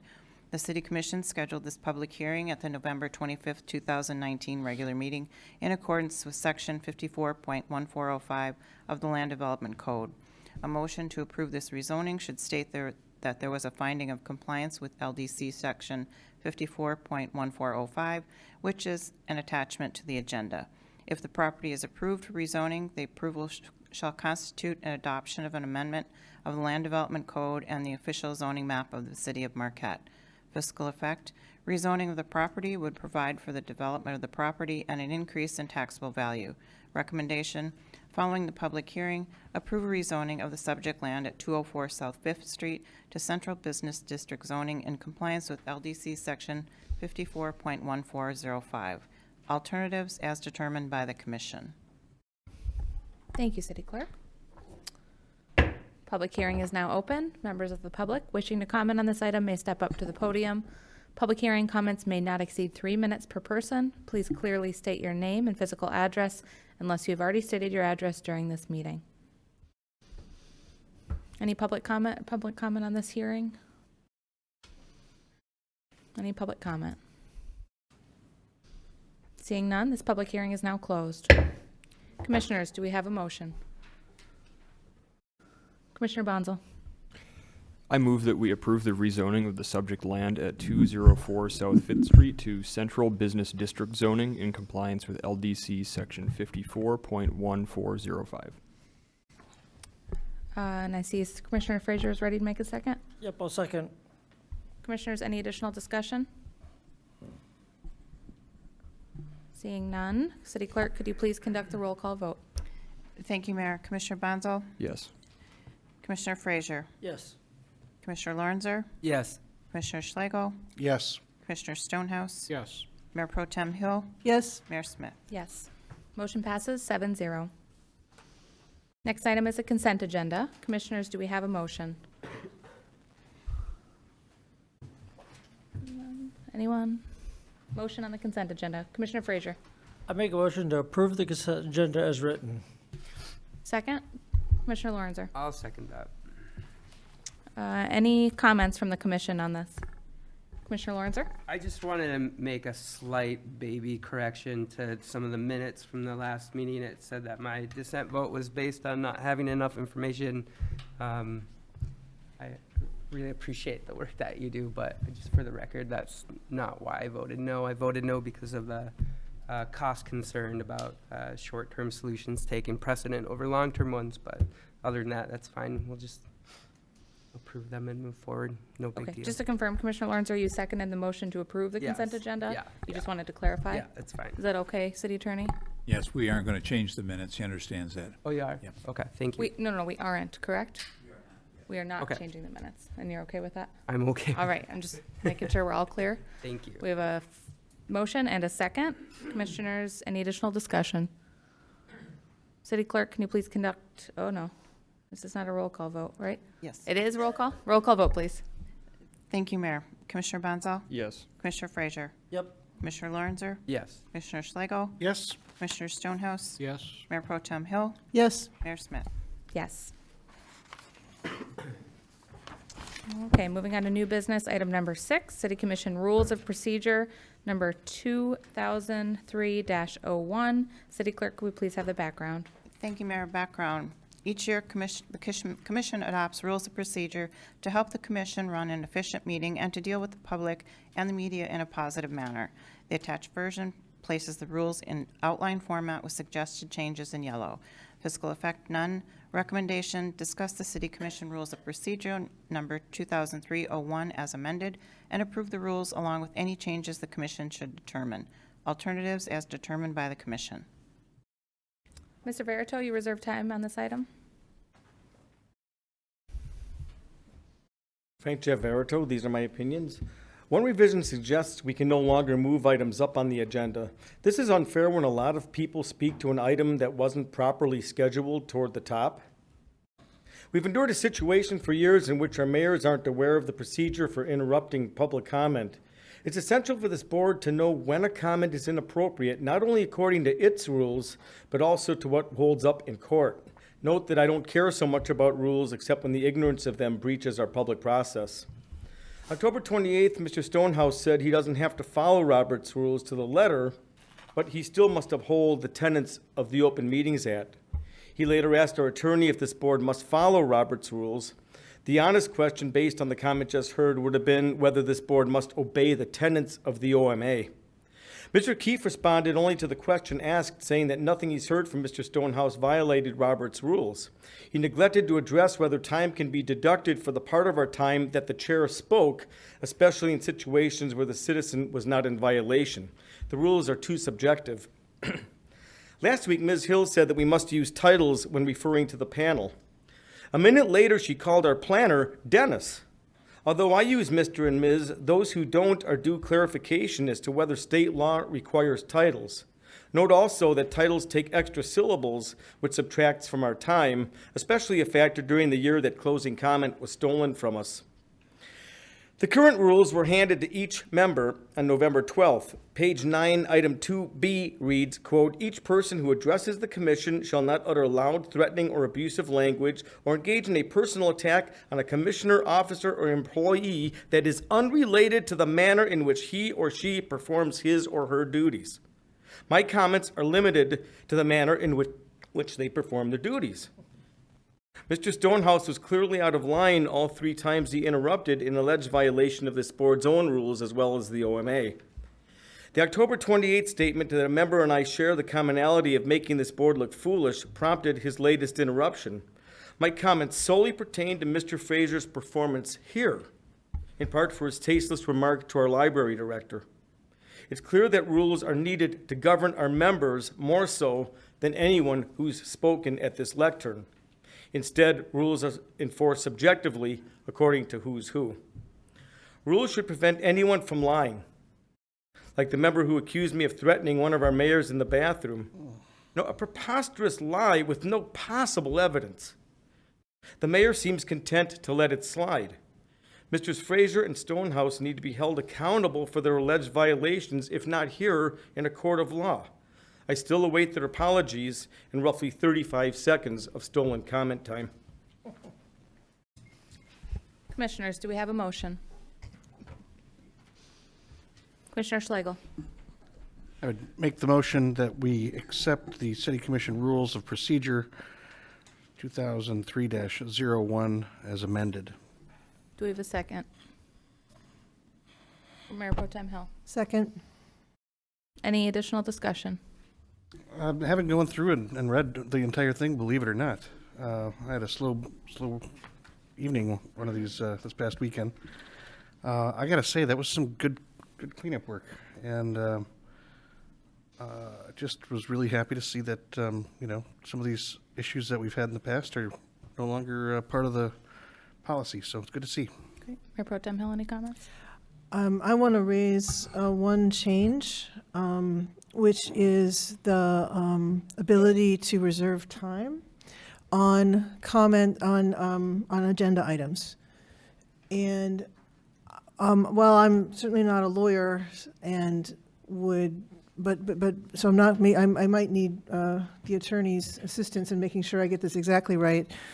But in order to make sure that our public hearings are understood to be public hearings where folks are actually being invited to come and speak on a particular item, we want to therefore differentiate them from agenda items that are not public hearings, that are matters of business. And so folks are invited to comment on matters of business in either one of the public comment periods, but under the new rules of procedure, you would not be able to reserve time. Is that correct? Or could you please? That is correct. There are 2 public comments periods for the public to speak on whatever item they want, whether it's a business item or anything else. And we just didn't feel there was a need to add basically a third period. You're right. Public hearings, you have an absolute right to talk whenever there's a public hearing, just like there was tonight, and the mayor opened the public hearing and then closed it when no one spoke. But I mean, that's how that works. Thank you. So I just want to, that's a change in our procedures that we are going to be following going forward. So we certainly invite a public comment, 3 minutes, name and address the first time, not needed the second time. And you can comment and give us feedback. We appreciate that feedback. And during public hearing, you would have that same 3 minutes with your name and address as well. And certainly, you can write us and call us and talk to us that way as well. But during our meetings, we're going to be getting public comment on public hearings and during the public comment period. Thank you. Thank you. Any other comments? Commissioner Lorenzer. Yeah, I just want to basically reiterate that you do have ample opportunity to continue public comment, especially during the beginning, and you can bring as many people as you want. We value your input. You can also speak at the end and during public hearings. So taking the ability to reserve time on agenda items does debilitate you a little bit from public comment, but I want to assure you that you go to the City Commission's website. Our personal phone numbers are on there. Our email address is on there. We want to be available to you if you do want to give us input. Your input is valued. But the other corrections to the rules of procedure, totally support. Thank you. Any other comments? Commissioner Bonsall? Yeah, I just wanted to, first of all, say I completely agree with everything that my colleagues have said, and also just note that I did speak to several colleagues who serve on other municipal elected boards in the state of Michigan, and they were all very surprised to hear that we allowed people to reserve time on specific agenda items, in addition to having 2 public comment periods and the public hearings that are required by law. So this is really just bringing us into alignment with current practice in virtually every other municipality in the UP in the state of Michigan. And of course, I do welcome everybody's comments and feedback and questions as well via email or my phone number. Absolutely. And I just had one other thing that the city attorney had mentioned to me, was that there have been periods of time on the commission when we have allowed, say, reserving time for new business items and that we haven't. So we've kind of gone back and forth. It's not that this has been a long-standing tradition that we've always allowed. We've gone back and forth throughout time, and I think at this time we've decided that we want to move forward with doing away with that piece, but there's ample time for public comment as we've discussed. So if there's no further discussion, all in favor, go ahead and please say yes. Yes. Yes. All opposed, say no. Motion passes 7-0. Brings us to new business item number 7, Coastal Zone Management Grant Resolution. City Clerk, could we please have the background? Thank you, Mayor. Background. The Michigan Department of Environment, Great Lakes and Energy, EGLE, announced a coastal management program grant opportunity to address unprecedented coastal erosion and infrastructure damage due to high lake levels and the increased frequency and intensity of storm events. The project site, located at 2001 Lakeshore Boulevard, will be designed to better withstand storm surges, coastal flooding, and coastal erosion, and better adapt to changing climate. This project complements the Lakeshore Boulevard relocation and National Fish and Wildlife Foundation funded shoreline restoration projects and furthers the goals of the City of Marquette Master Plan and Climate Adaptation Plan, which recommends protecting and restoring critical habitat, including beach/dune areas. The proposed project will begin on October 1, 2020 and conclude on December 31, 2021. Grant awards will be announced in August 2020. The grant request amount is $200,000 and requires a one-to-one match, $400,000 total project cost. The intent of the grant is to provide further funding for planning, design, and restoration within the project area. If the grant is awarded, match dollars will need to be included in the fiscal year 2021 budget. Fiscal effect, a match of $190,000 will be required if the City of Marquette accepts the Coastal Management Program grant. An additional $10,000 in matching funds will be provided by the Superior Watershed Partnership and project partners. Recommendation, approve the resolution for the Coastal Management Program grant application and a $190,000 project match of cash and in-kind services when the City of Marquette is successful in obtaining the Coastal Management Program grant, and authorize the mayor to sign the resolution. Alternatives as determined by the commission. Thank you, Clerk. Just a note that the prior item number 6 does not take effect until our next meeting. So, Mr. Veroto, you had reserved time on this item. Frank Jeff Veroto, these are my opinions. The cover sheet reads, the project complements the Lakeshore Boulevard relocation and National Fish and Wildlife Foundation funded shoreline restoration projects and furthers the goals of the Master Plan and Climate Adaptation Plan, which recommend protecting and restoring critical habitat, including beach/dune areas, end quote. Least importantly, the word complement is misspelled, in this context anyway. December 9th, when the manager was asked whether other infrastructure lies near the arena, he replied none. There is, however, a primary electric line just northeast of the arena going north and south and east and west. 7 mature trees were destroyed to restring the east-west portion years ago. These lines are as close and closer to the lake as the arena. I just thought you should know. Missing on this document is any mention of the beach just south of Picnic Rocks. Surely armoring the bridge and the corner of Lakeview Arena is critical. However, most of this grant pertains to point north of even that. Not to minimize the importance of the Cliffs Dow stretch and our great plans for it, but as of now, the damage there primarily impacts a layer of asphalt. South of Picnic Rocks, pristine parkland to die for is washing into oblivion. The time may be nearer than we think until the boulevard is also threatened there. The supplement doesn't indicate if the grant funds can be used to shore up the beach south of Picnic Rocks or if it must be used only where pictured along Cliffs Dow. If we may use this grant along the shoreline at our discretion, can we place some boulders along the more fragile portion south of Shirus Park to prevent us from losing yet more trees and more width to the park? Of course, for all we know, maybe the boulders won't help enough. Or perhaps the lake levels will drop. We don't know for sure. This is why we needed to complete a coastal management study 3 years ago when this board was first warned of the impending crisis. By now, we'd have a credible plan in place instead of taking shots in the dark because too little was done until a foreseeable situation became an emergency. Commissioners, do we have a motion? Commissioner Stonehouse. Your Honor, I motion to approve the resolution for the Coastal Management Program grant application and $190,000 project match of cash and in-kind services when the City of Marquette is successful in obtaining the Coastal Management Program grant, and authorize the mayor to sign the resolution. Thank you. I see Commissioner Schlegel's ready for a second. Second motion, thank you. Perfect. Commissioner Stonehouse, any comments? Only comment being it is, it's hard to say $190,000 is a small thing, but it is a small thing in comparison to what we're trying to do. And it is one more step forward in trying to protect our lakeshore, protect the residents along the lakeshore, and protect the infrastructure and the assets that we have there. So I fully support this opportunity and this effort to do so. Thank you. Thank you. Commissioner Schlegel, any comments? Echo the same sentiment there. I wish it could be a lot more, but, let's take what we can get right now and do what we can responsibly for the community. Any other comments from the commission? Commissioner Frazier. this is help us with the lakeshore relocation and will help save the land as it is.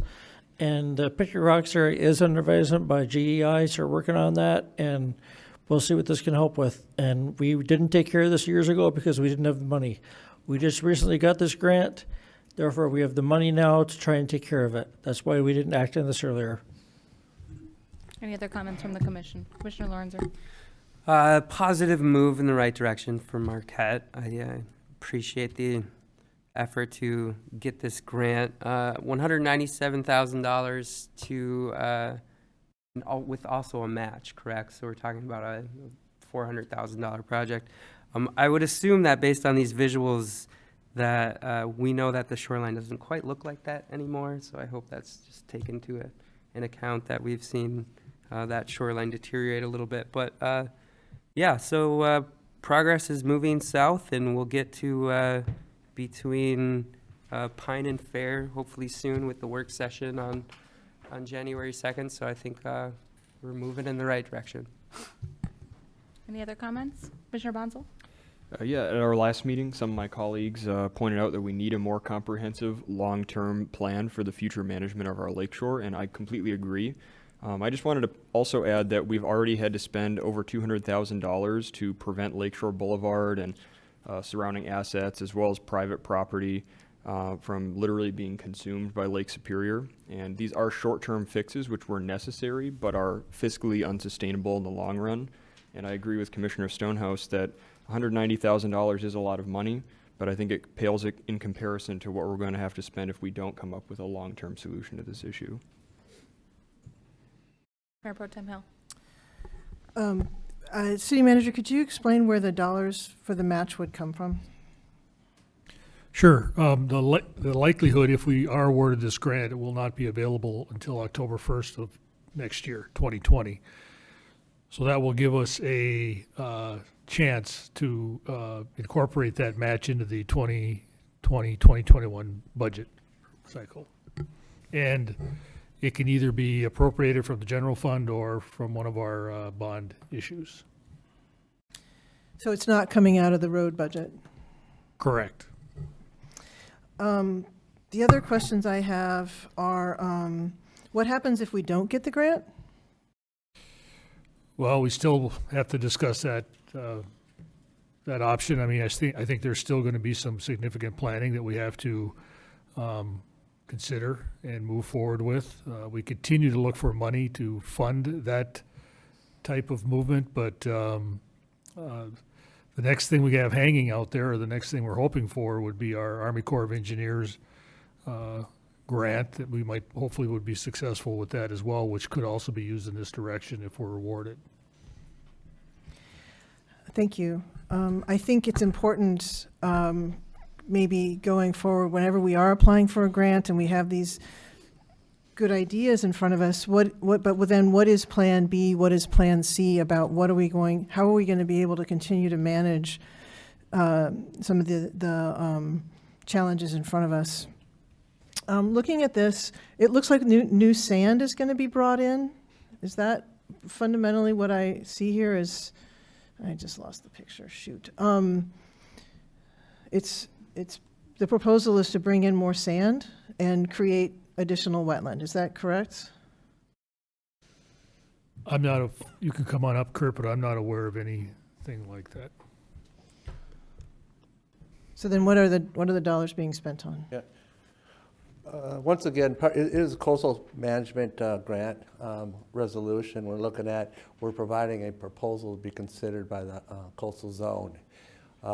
As we go into the process, part of the grant will be a planning, development of some low-cost technology, what best fits that small area that will once again complement the larger area a little bit north of the site there.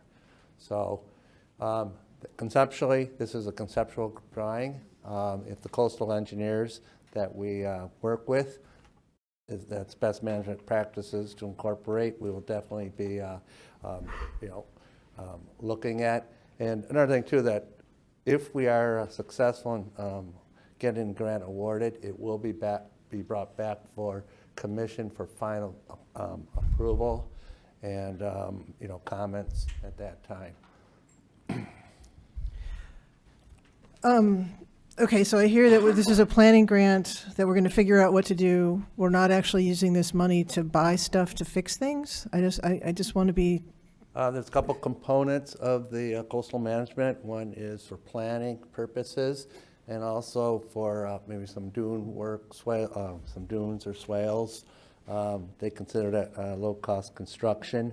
One thing, the grant definitely ineligible uses is for large rocks, armory, that along the shoreline. This is a coastal grant that with resiliency, with habitat.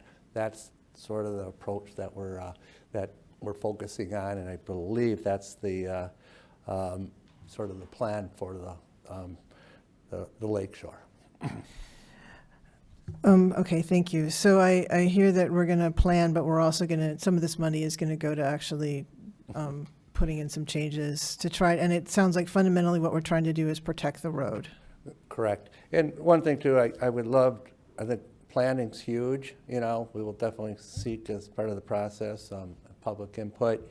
But I really think if we can spend more money on actually seeing something done, I think that's best bang for our buck. I agree, and I continue to be concerned that we are putting money into areas where people don't live and might live because of decisions that were made 20 years ago versus helping the people who are living here today and who are, so this grant was released in months ago by the state. And so you're going to hear this from me. What are we doing about the contemporary problems happening right now? And I hear we're going to discuss that on January 2nd. But now we're being asked, because what happens is then we've got the grant. Well, now we have to spend it. And are we going to be able to spend it in a way that actually helps our residents? Are we going to be working on a project that protects a road?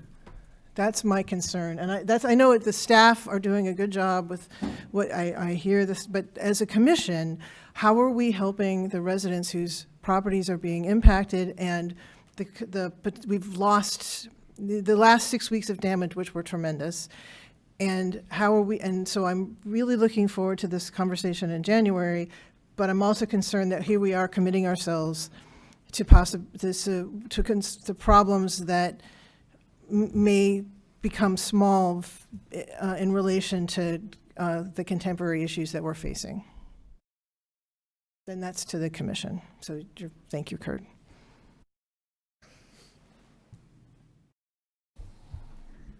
Any commissioners have a response on that? Or do we want to go ahead and take a vote?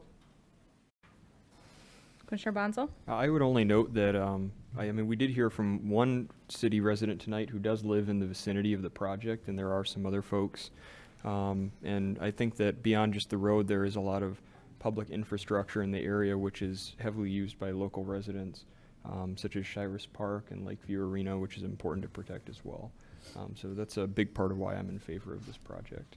Commissioner Lawrencer? I think just knowing that it does complement the what I'm calling Lakeshore Boulevard 1 mile, I think that it is, it's along the lines of a long-term solution, and I like that Swall's native beach grass, and I think this is part of comprehensive movement. It just needs to be expanded a little bit from Pine Street to Fair Street, and then, I think this is different from the last vote where I felt was not part of a comprehensive plan, but I think this is a little different.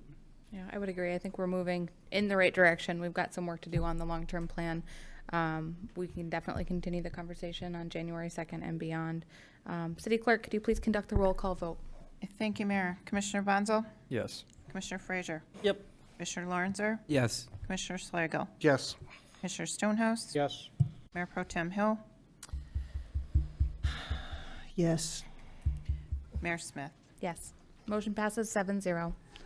Brings us to public comment. Public comments may not exceed 3 minutes per person. Please clearly state your name and physical address, unless you've already stated your address during this meeting.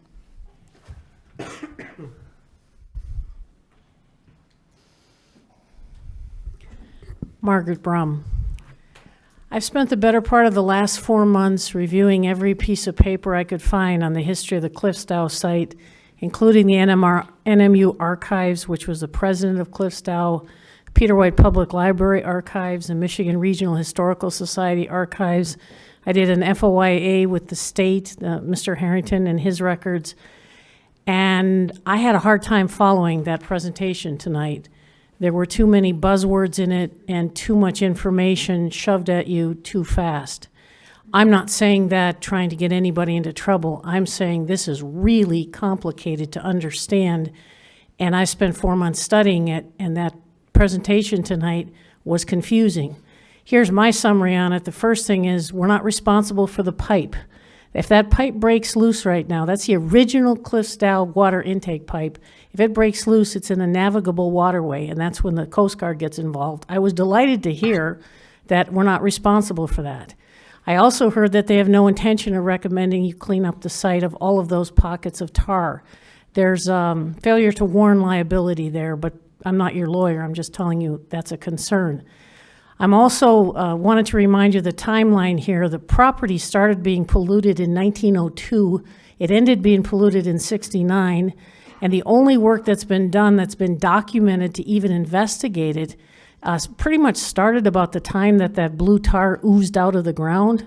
And I found that that whole situation was like, oh, pat ourselves on the back. We took out 825 tons.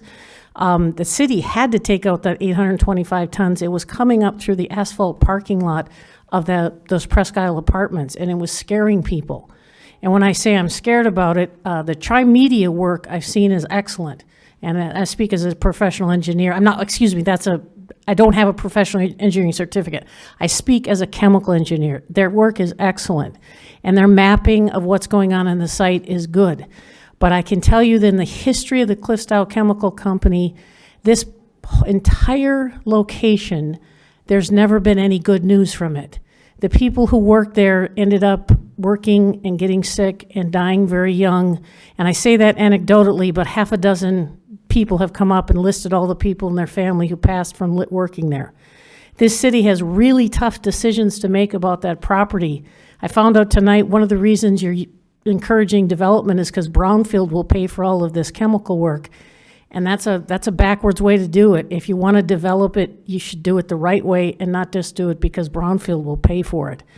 In the meantime, I'm going to keep my head into this because there's nobody else on the outside who's actually paying attention to the history of the Cliffsdale Chemical Company. And if you look for my stuff, you'll find it on YouTube. Thank you very much. Anyone else for public comment?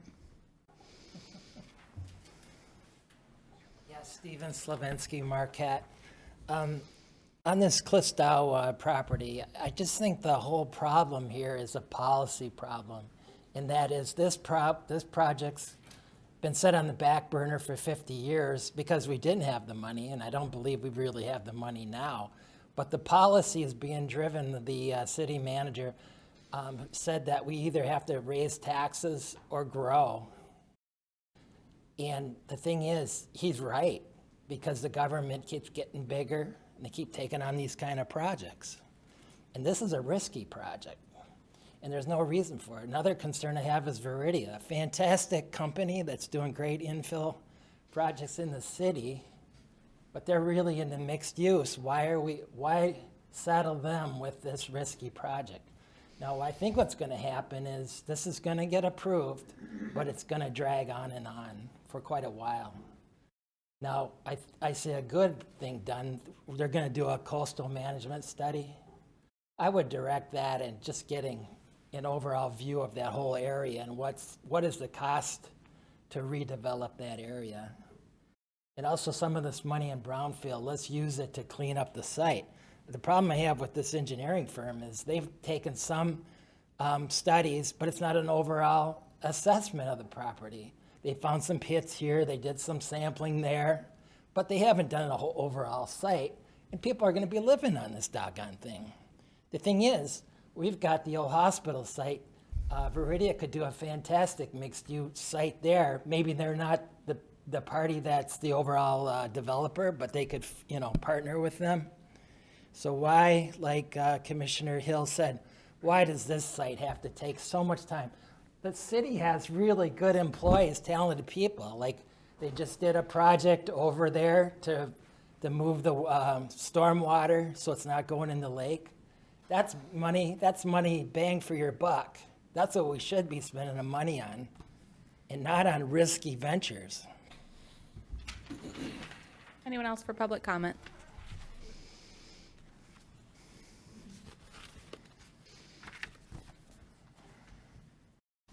I'm Nancy Semenoff. I gave you my address, I believe, before. Two observations. One, information is power.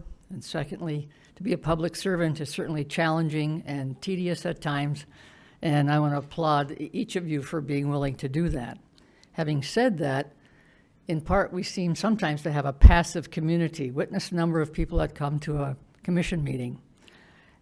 I would urge us as a community to be more informed, and one way we do that is to go to city managers' meetings that are held. Another, I would urge the commission to find ways to share information in some depth that's going to be on the agenda so that people can come more informed and therefore ask questions or raise issues. I don't have a suggestion as to how one might do that. And I think it's important that there are dissenting voices, but I think if we look collectively at how we might move forward with some of the issues that we face, we're going to be a stronger community as a result. And so I would urge us to share information in every venue and in every way possible so people can have more information and therefore then share their opinions in an informed way. Anyone else for public comment?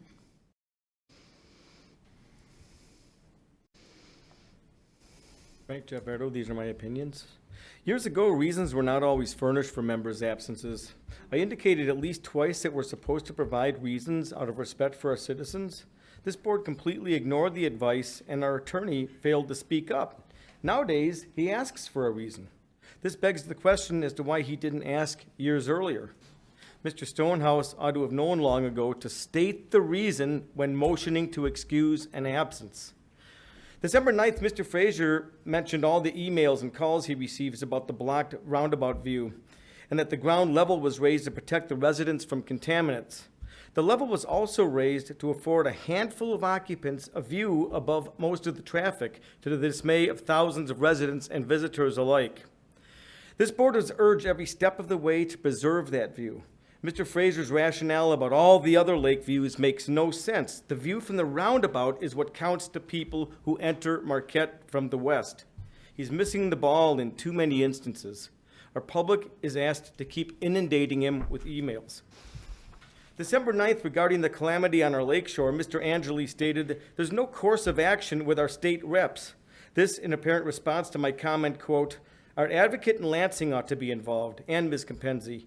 For over a year now, we've heard no update on our advocate despite multiple requests. We apparently wasted the money to retain him just as feared," end quote. Only 3 words pertain to Ms. Compenzi. 34 words pertain to this advocate that the manager's assistants didn't seem aware of. Neither responded to my inquiry until I rewrote them the next day. Mr. Angeli then replied, asking I wait until the advocate's next presentation, but he apparently didn't know when or what was being worked on for $30,000 per year.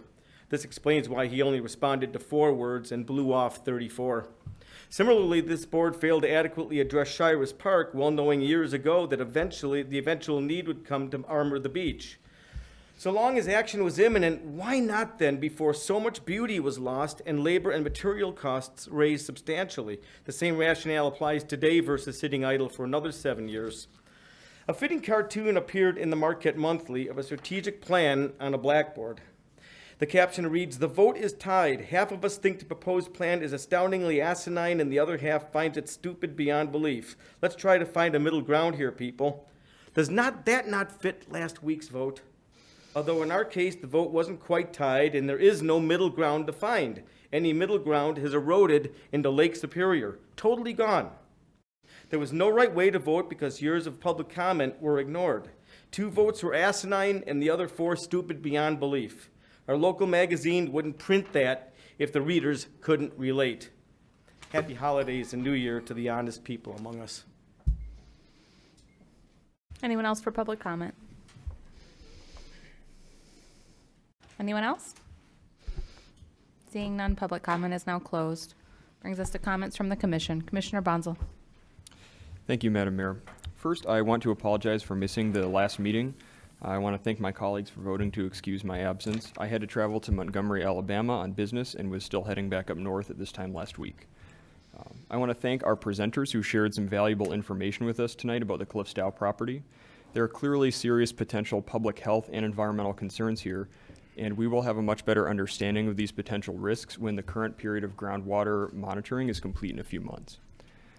I also want to thank my colleagues for approving emergency lakeshore stabilization funding last week, and I'm very excited to be working with the Superior Watershed Partnership on a grant application to fund a long-term beach restoration and protection plan for that portion of Lakeshore Boulevard. We need to have a long-term plan for this part of our lakeshore, but we also needed to take short-term action to protect the property and well-being of city residents and protect millions of dollars worth of vital public infrastructure. Climate change is a global problem, but all problems happen somewhere, and climate change is happening right here. We are seeing unprecedented lakeshore erosion, the highest lake levels in a century, severe storms that get worse every year, and a polar vortex that now brings Arctic temperatures to the UP for extended periods virtually every winter. We were forced to spend over $200,000 to save a relatively small portion of our lakeshore, and in the coming years we will have to find about $1 million to rebuild Shirus Park and over $12 million to relocate Lakeshore Boulevard and restore and protect the lakeshore in that area. This is not normal, and the past is no longer a reliable roadmap to the future. Climate change is one of the defining challenges of our time, and I'm glad that we're finally confronting it head-on as the local issue that it is. Finally, I just want city residents to know that the city is now implementing a full night shift for snow removal, and we'll be starting downtown, and then DPW will be moving out into residential neighborhoods as quickly as possible. If you are a property owner, I would only ask that you please, if you're able, shovel your sidewalk in front of your property. Failing to shovel our sidewalks puts pedestrians in danger by forcing them to walk or bike in the street. This is especially dangerous for school children who are walking to and from school every day. Marquette prides itself on being a walkable, bikeable community, and I think we all need to work together to keep it that way during the winter. Thank you. Commissioner Frazier. Oh, long night in our work session, and this meeting was almost like the old days when Mike Angela used to have us do like 3-4 meetings. You're getting close to that time, Mike. I know you like it, but as far as, Mr. Vertel, he loves to comment about everybody. He's been commenting for 20 years. We've been against every single mayor we've had, every commissioner, every city manager. We've always had, even before I started being city staff, he's been around forever. And the thing is, he loves to talk about what everybody does wrong, but he's never once tried to run for, if you've got some problem, run for commission. He's never told you that, so that's a different thing. And we asked people to address us by first name, not just, okay, Mr. Frazier or Mr. Angela. Say Commissioner Frazier, Mayor, Chief Police, City Manager. We asked that's what the proper name is, not saying, oh, Fred's to blame for this, Fred's to blame for that. Even us as commissioner, we say Commissioner Stonehouse, Commissioner Sligo. We always talk good to everybody. And why Frank loves to, come out about this Lakeshore being destroyed is Fred's fault, is insulting to him, and he loves to say he doesn't insult anybody, but there's a perfect thing about right there. He insulted Commissioner Stonehouse by blaming him for lakeshore erosion, which is not his fault. He doesn't control the weather. He doesn't control the lake. Nothing is to do with him. Picket Rock is under advisory. We're working with GI on that. They're working on turning to possibly put an underground break wall in the water to look at lots of different ideas, and they're waiting for funding.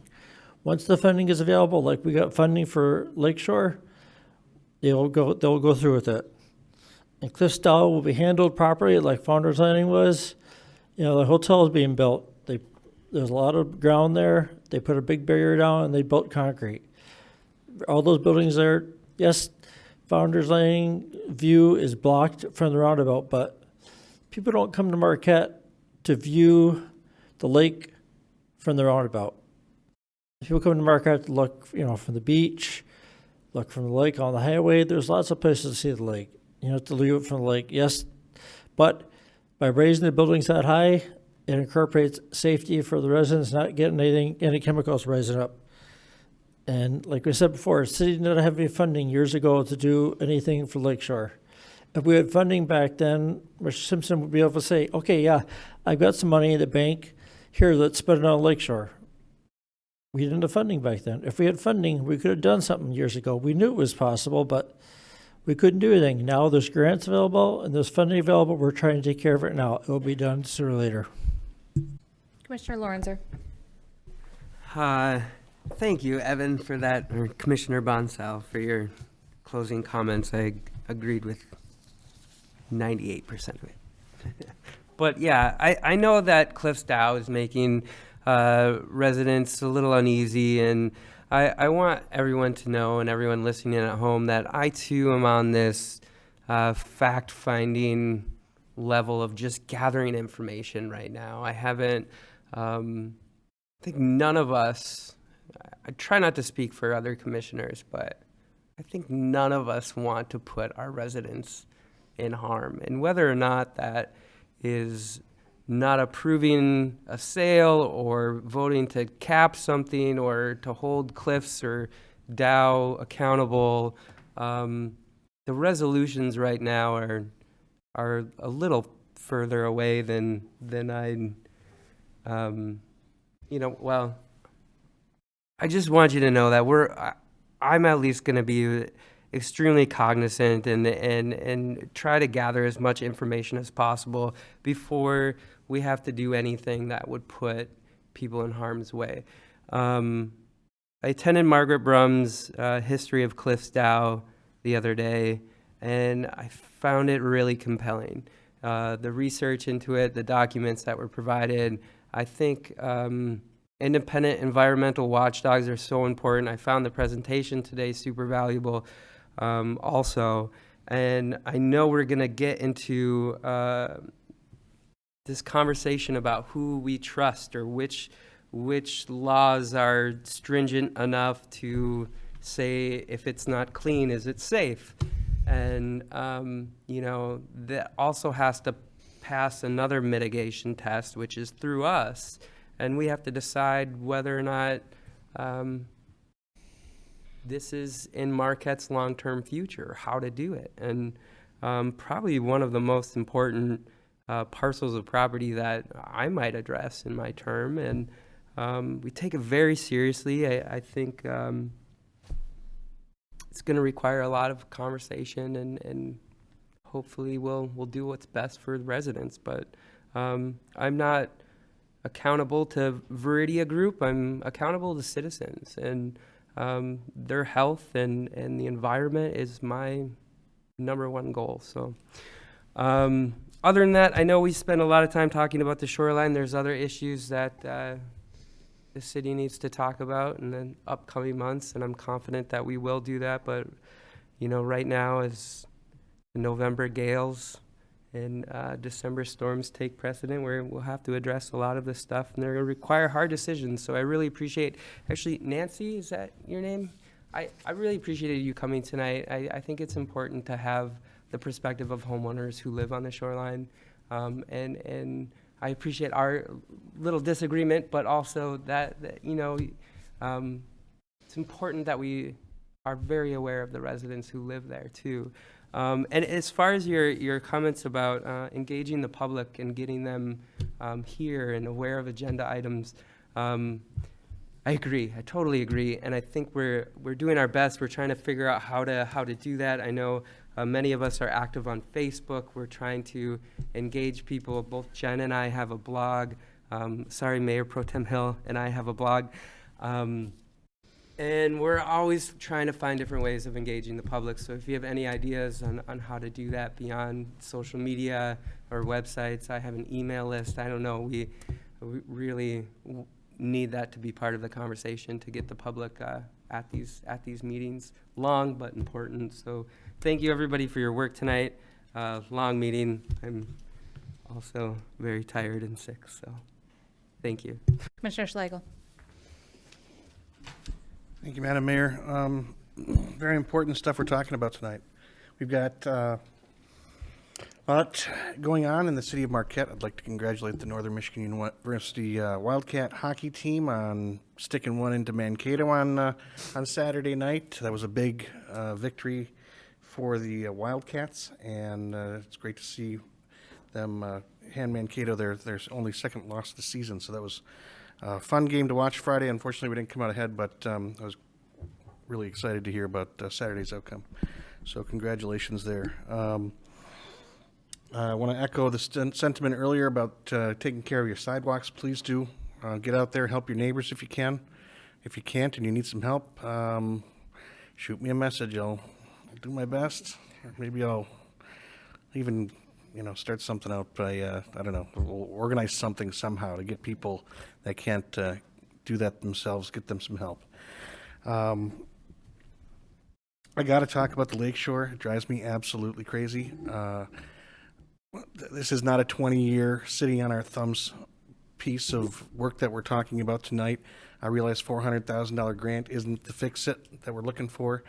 The $260,000 that we put into armoring the other parts of the shore is not the fix-it for right now. It's a good Band-Aid. It's a great start. But, man, I'll tell you what. I got 15 years of public servancy under my belt, whether it's on the Presque Isle Advisory or Planning Commission or BZA, and not 1 year has gone by where we haven't had a serious conversation about the shoreline and what's coming, and I can tell you right now, for some people to sit back and say and make it seem like we haven't been addressing this and it's a 20-year-old problem and we're not thinking about the future, that's a bundle right there that I'm not going to ship out on my watch. So we'll talk about it further, and I really, really look forward to it because I got a lot more to say about it as well. Other than that, I just want to thank everybody for their work tonight, and happy holidays, Merry Christmas. Commissioner Stonehouse. Thank you, Your Honor. A couple of rambling things. I believe in 1998, or 1999, 98, 99, when they finished the original study that was done on the lake shore and looked at the erosion problems occurring, the Corps of Engineers, in writing, identified they were the problem. They said, we caused it, literally. Here's a letter from them. And the city tried for 10 years afterwards to get them to pay for it. And that engaged both U.S. senators and one U.S. House of Representatives member. And we got nowhere. Absolute zero. We did it. We caused it. Sorry, guys, your problem. So the fact that we have finally gained traction on it and begin to move some grant programs this way is dramatic change. That is a sea change that's occurring. So the argument that says we didn't do anything for 20 years is absolute nonsense. The city worked extremely hard trying to do so. I remember being on the peripheral of that. Cliff Stow, great discussion tonight on Cliff Stow. Lots of good information that I hope people will really take to heart. A couple of takeaways from that, and I tried to make the point in questioning, and I don't know that I was all that successful in doing it. The city is under mandate by Eagle to do what it's doing environmentally on that piece of property. That's all the testing, that's all the planning, that's all the environmental action that's going on. The city is under literally order to do that. And if we do nothing, if we are not looking at any development on that property, if you're not going to put I don't know, let's say put a great big Walmart on it, if you're not doing anything, your cost is the same as it is as if you're going to do something. So the progress the city is making is to get to that something. And when you get to that something, you can then make a decision, what are you going to do? Because your cost, your investment, your return on investment will be exactly the same. And at that point, we can come to a discussion, this, that, or the other thing, of what might best fit the use of that property. But the cost to the city will be identical if we do nothing. And it's better we do something and we get something that's taxable back on our income rolls than it would be to have nothing. You had a remarkable opportunity to listen to the three people that you really wanted to hear from. And that, of course, was the environmental attorney, Rich Barron. That was Steve Harrington, the DEQ fellow that's actually managing the process for us, as well as Dennis Stakowitz, our Director of Community Development. That's right from the horse's mouth, all three of them, as to what's happening, how it's coming together, and what the true facts of the matter are there. People will invent things. People will become, this is what I want to be true, this is what I want to be true, this is what I want to be true. And if I throw it out enough, people begin to stick to it. And we all understand how that works. We've all are adults, and we see that, and that's sometimes a situation that happens. I take real issue from the standpoint of really supporting our pro tem when she talked about the environmental problems that occur from industry. And this is Cliffsdale Chemical Works. They dumped this problem on the city of Marquette. Now, we bought it with eyes open, and whether that was a good deal or a bad deal, it was before my time, but the deal's done. It's real. We got it. We own it. We got to deal with it. But there's other places in the city where the same thing has happened. And I'll go to Madison Park. That was the same type of deal. The city had to deal with that. That was Founder's Landing. We had to deal with that. That also, what's the other one that's sitting there? The new hospital building, for example. That's another environmentally contaminated area that the city had to work its way through to get back to being productive. Those problems pale when you go to the copper country and you look at the mess up there environmentally, the stamp sand, the way those mining companies have literally, they dumped it and left. They didn't even have the courtesy to leave a little business card saying, "See you later, we're all gone to Acapulco." And those are things now that those mining communities are trying to dig their way out of. And it is extraordinarily difficult to do.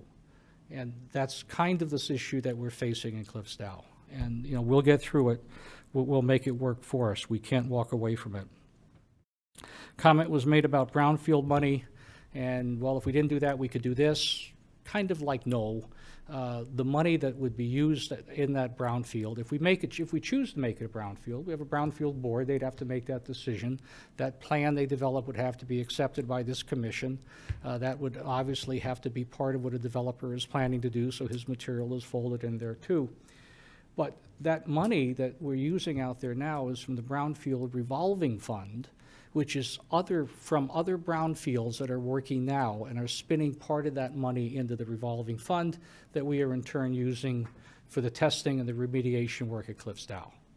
So it's not like you're going to do something to make money with it. It doesn't happen that way. The pipe, the 1,000-foot of pipe, remember the DEQ representative stood up there and said, "That's our problem, we got it, we're going after the owners of it, and we have, in fact, have a salvage plan on that pipe in play." So it suddenly becoming a navigational hazard, unless we get a ore carrier that's running in between Pictured Rocks and the shoreline, that's probably not going to happen. Comments about the hospital. Go do the hospital. Hospital is privately owned, the old hospital. It's owned by Duke Life Point. When they choose to develop it, tear it down, or do something with it, they will do it. And they will do it in some fashion with some contractor who will execute some plan. But the city of Marquette isn't driving that train. We have literally at this point nothing to do with it. Stay informed, absolutely. The hardest thing in the world is an informed citizenry. It is so extraordinarily difficult to achieve. We always seem to get to the point of the 11th minute of the 11th hour when people put their hand up and said, "Well, you didn't tell me. I didn't know anything about it." Now, that's regardless of anything you may have done to try and tell them. That is human nature, and we all kind of have a little bit of that in us. You know, why do we pay our taxes on the last possible day? Because we just kind of do that. We need better websites. We need better social communication. We need the ability to push material down to the public. And we need to figure out better ways to do that than what we're doing. I don't know what they are, but we certainly should be looking at how we can do that. I can guarantee you two things. Well, one I can, I guess. I was going to wish everybody a Merry Christmas. I can't guarantee that. I hope it for you. But I can guarantee you that in 2020, we're going to have a lot more challenges, and I look forward to working with the commission to try and solve them. Thank you, Madam Mayor. Thank you. Mayor Pro Tem Hill. Thank you. Excellent conversations this evening. If folks' concerns or heard me say that we haven't been working on things over the last 20 years, that's not what I'm trying to say, if that was what you're referring to. I'm not saying that people haven't been working on these issues for 20 years. What I'm saying is, does the vision of 20 years ago meet today's problems? And I don't know that it does. I look at who's now on the commission. The residents of this community, when I talk to them, don't necessarily, well, especially about development. I mean, you will hear over and over and over and over again how, we don't want to be Traverse City, don't want the development near the water. That is said over and over and over again. So to say that everyone wants, or we have had, there hasn't, that I'm aware of, been a public meeting about the lakeshore, aside from 2 weeks ago, in 4 or 5 years. So that's what I'm trying to say. Are we moving forward with looking at what is being thrown at us right now in the last 2 months? That's what I'm trying to say. And in particular, I'm going to keep it really simple. Unless we put some money and time and staff into understanding what the water is doing, the projects that we're putting forward that we've been wanting to make happen, that may even be, that could be great visions for the future, they could not work because we didn't pay attention to what the water is doing. And I really am asking staff, our project partners, other commissioners, how are we going to understand what the water is doing? We've spent a lot of time talking about the land.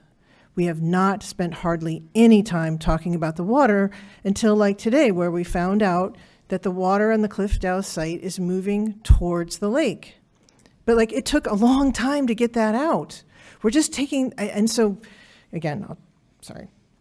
How are we going to understand what the water is doing so that the investments that we're making worth millions of dollars are actually going to work? Thank you. And one comment, we did have a public forum on Lakeshore Boulevard just last year. Oh. So it wasn't the entire Lakeshore, but that was probably an improvement in communication from years past. So thank you, city staff, for listening as we asked for those things. Yeah, good conversation tonight. Some heated issues. We're working through some things, and we will continue to do so. Thank you, city staff, for continuing to tee these items up for us, and thanks to the commission for your engaging discussion. In the past week, I had 2 chances to interact with students as mayor, which was pretty exciting. I got to help judge a We the People competition at the county courthouse. And I know Commissioner Bonzel was a part of that as a student as well, and so was I back at Marquette Senior High School. And then I also got to talk to the 4th graders at Graver Ed about local government and what it means. And they had all kinds of questions for me about what a quorum is and if they have to shovel their sidewalks. And they had some really good ideas for us about how we can reuse glass. And anyway, it was great fun. I did want to mention that we do have a work session this Wednesday at 5:30 p.m. to discuss the Founders Landing reuse project, otherwise known as the Not a Marina, down by the Hampton Inn and the Ordock over there. We've got some challenges with that project that we're going to be talking about options for on Wednesday evening. And then lastly, I have a feel-good story for you. So I had a resident reach out to me and say that their son built a snowman on the sidewalk, and they told them, you can't build a snowman on the sidewalk because city staff is going to come by, they live downtown, and snow blow it. The city staff took the time to move the snowman to the snowbank and then snow blowed. So they wanted to reach out and say thank you. So thank you to whoever did that. That was an amazing act of kindness. Just wanted to say Merry Christmas to all and Happy New Year. I'm going to push comments over to the city manager now. Yeah, that was me that moved the snowman. Way to take credit for that. No, I'm glad to hear we had something positive come out of that. But speaking of sidewalks, just to comment briefly, There was a time in the city when we had an ordinance that required residents to shovel their sidewalks. Of course, the problem with that becomes enforcement. Maybe not a really big deal, but that's certainly something we can consider. The city then took over basically maintaining all of the sidewalks.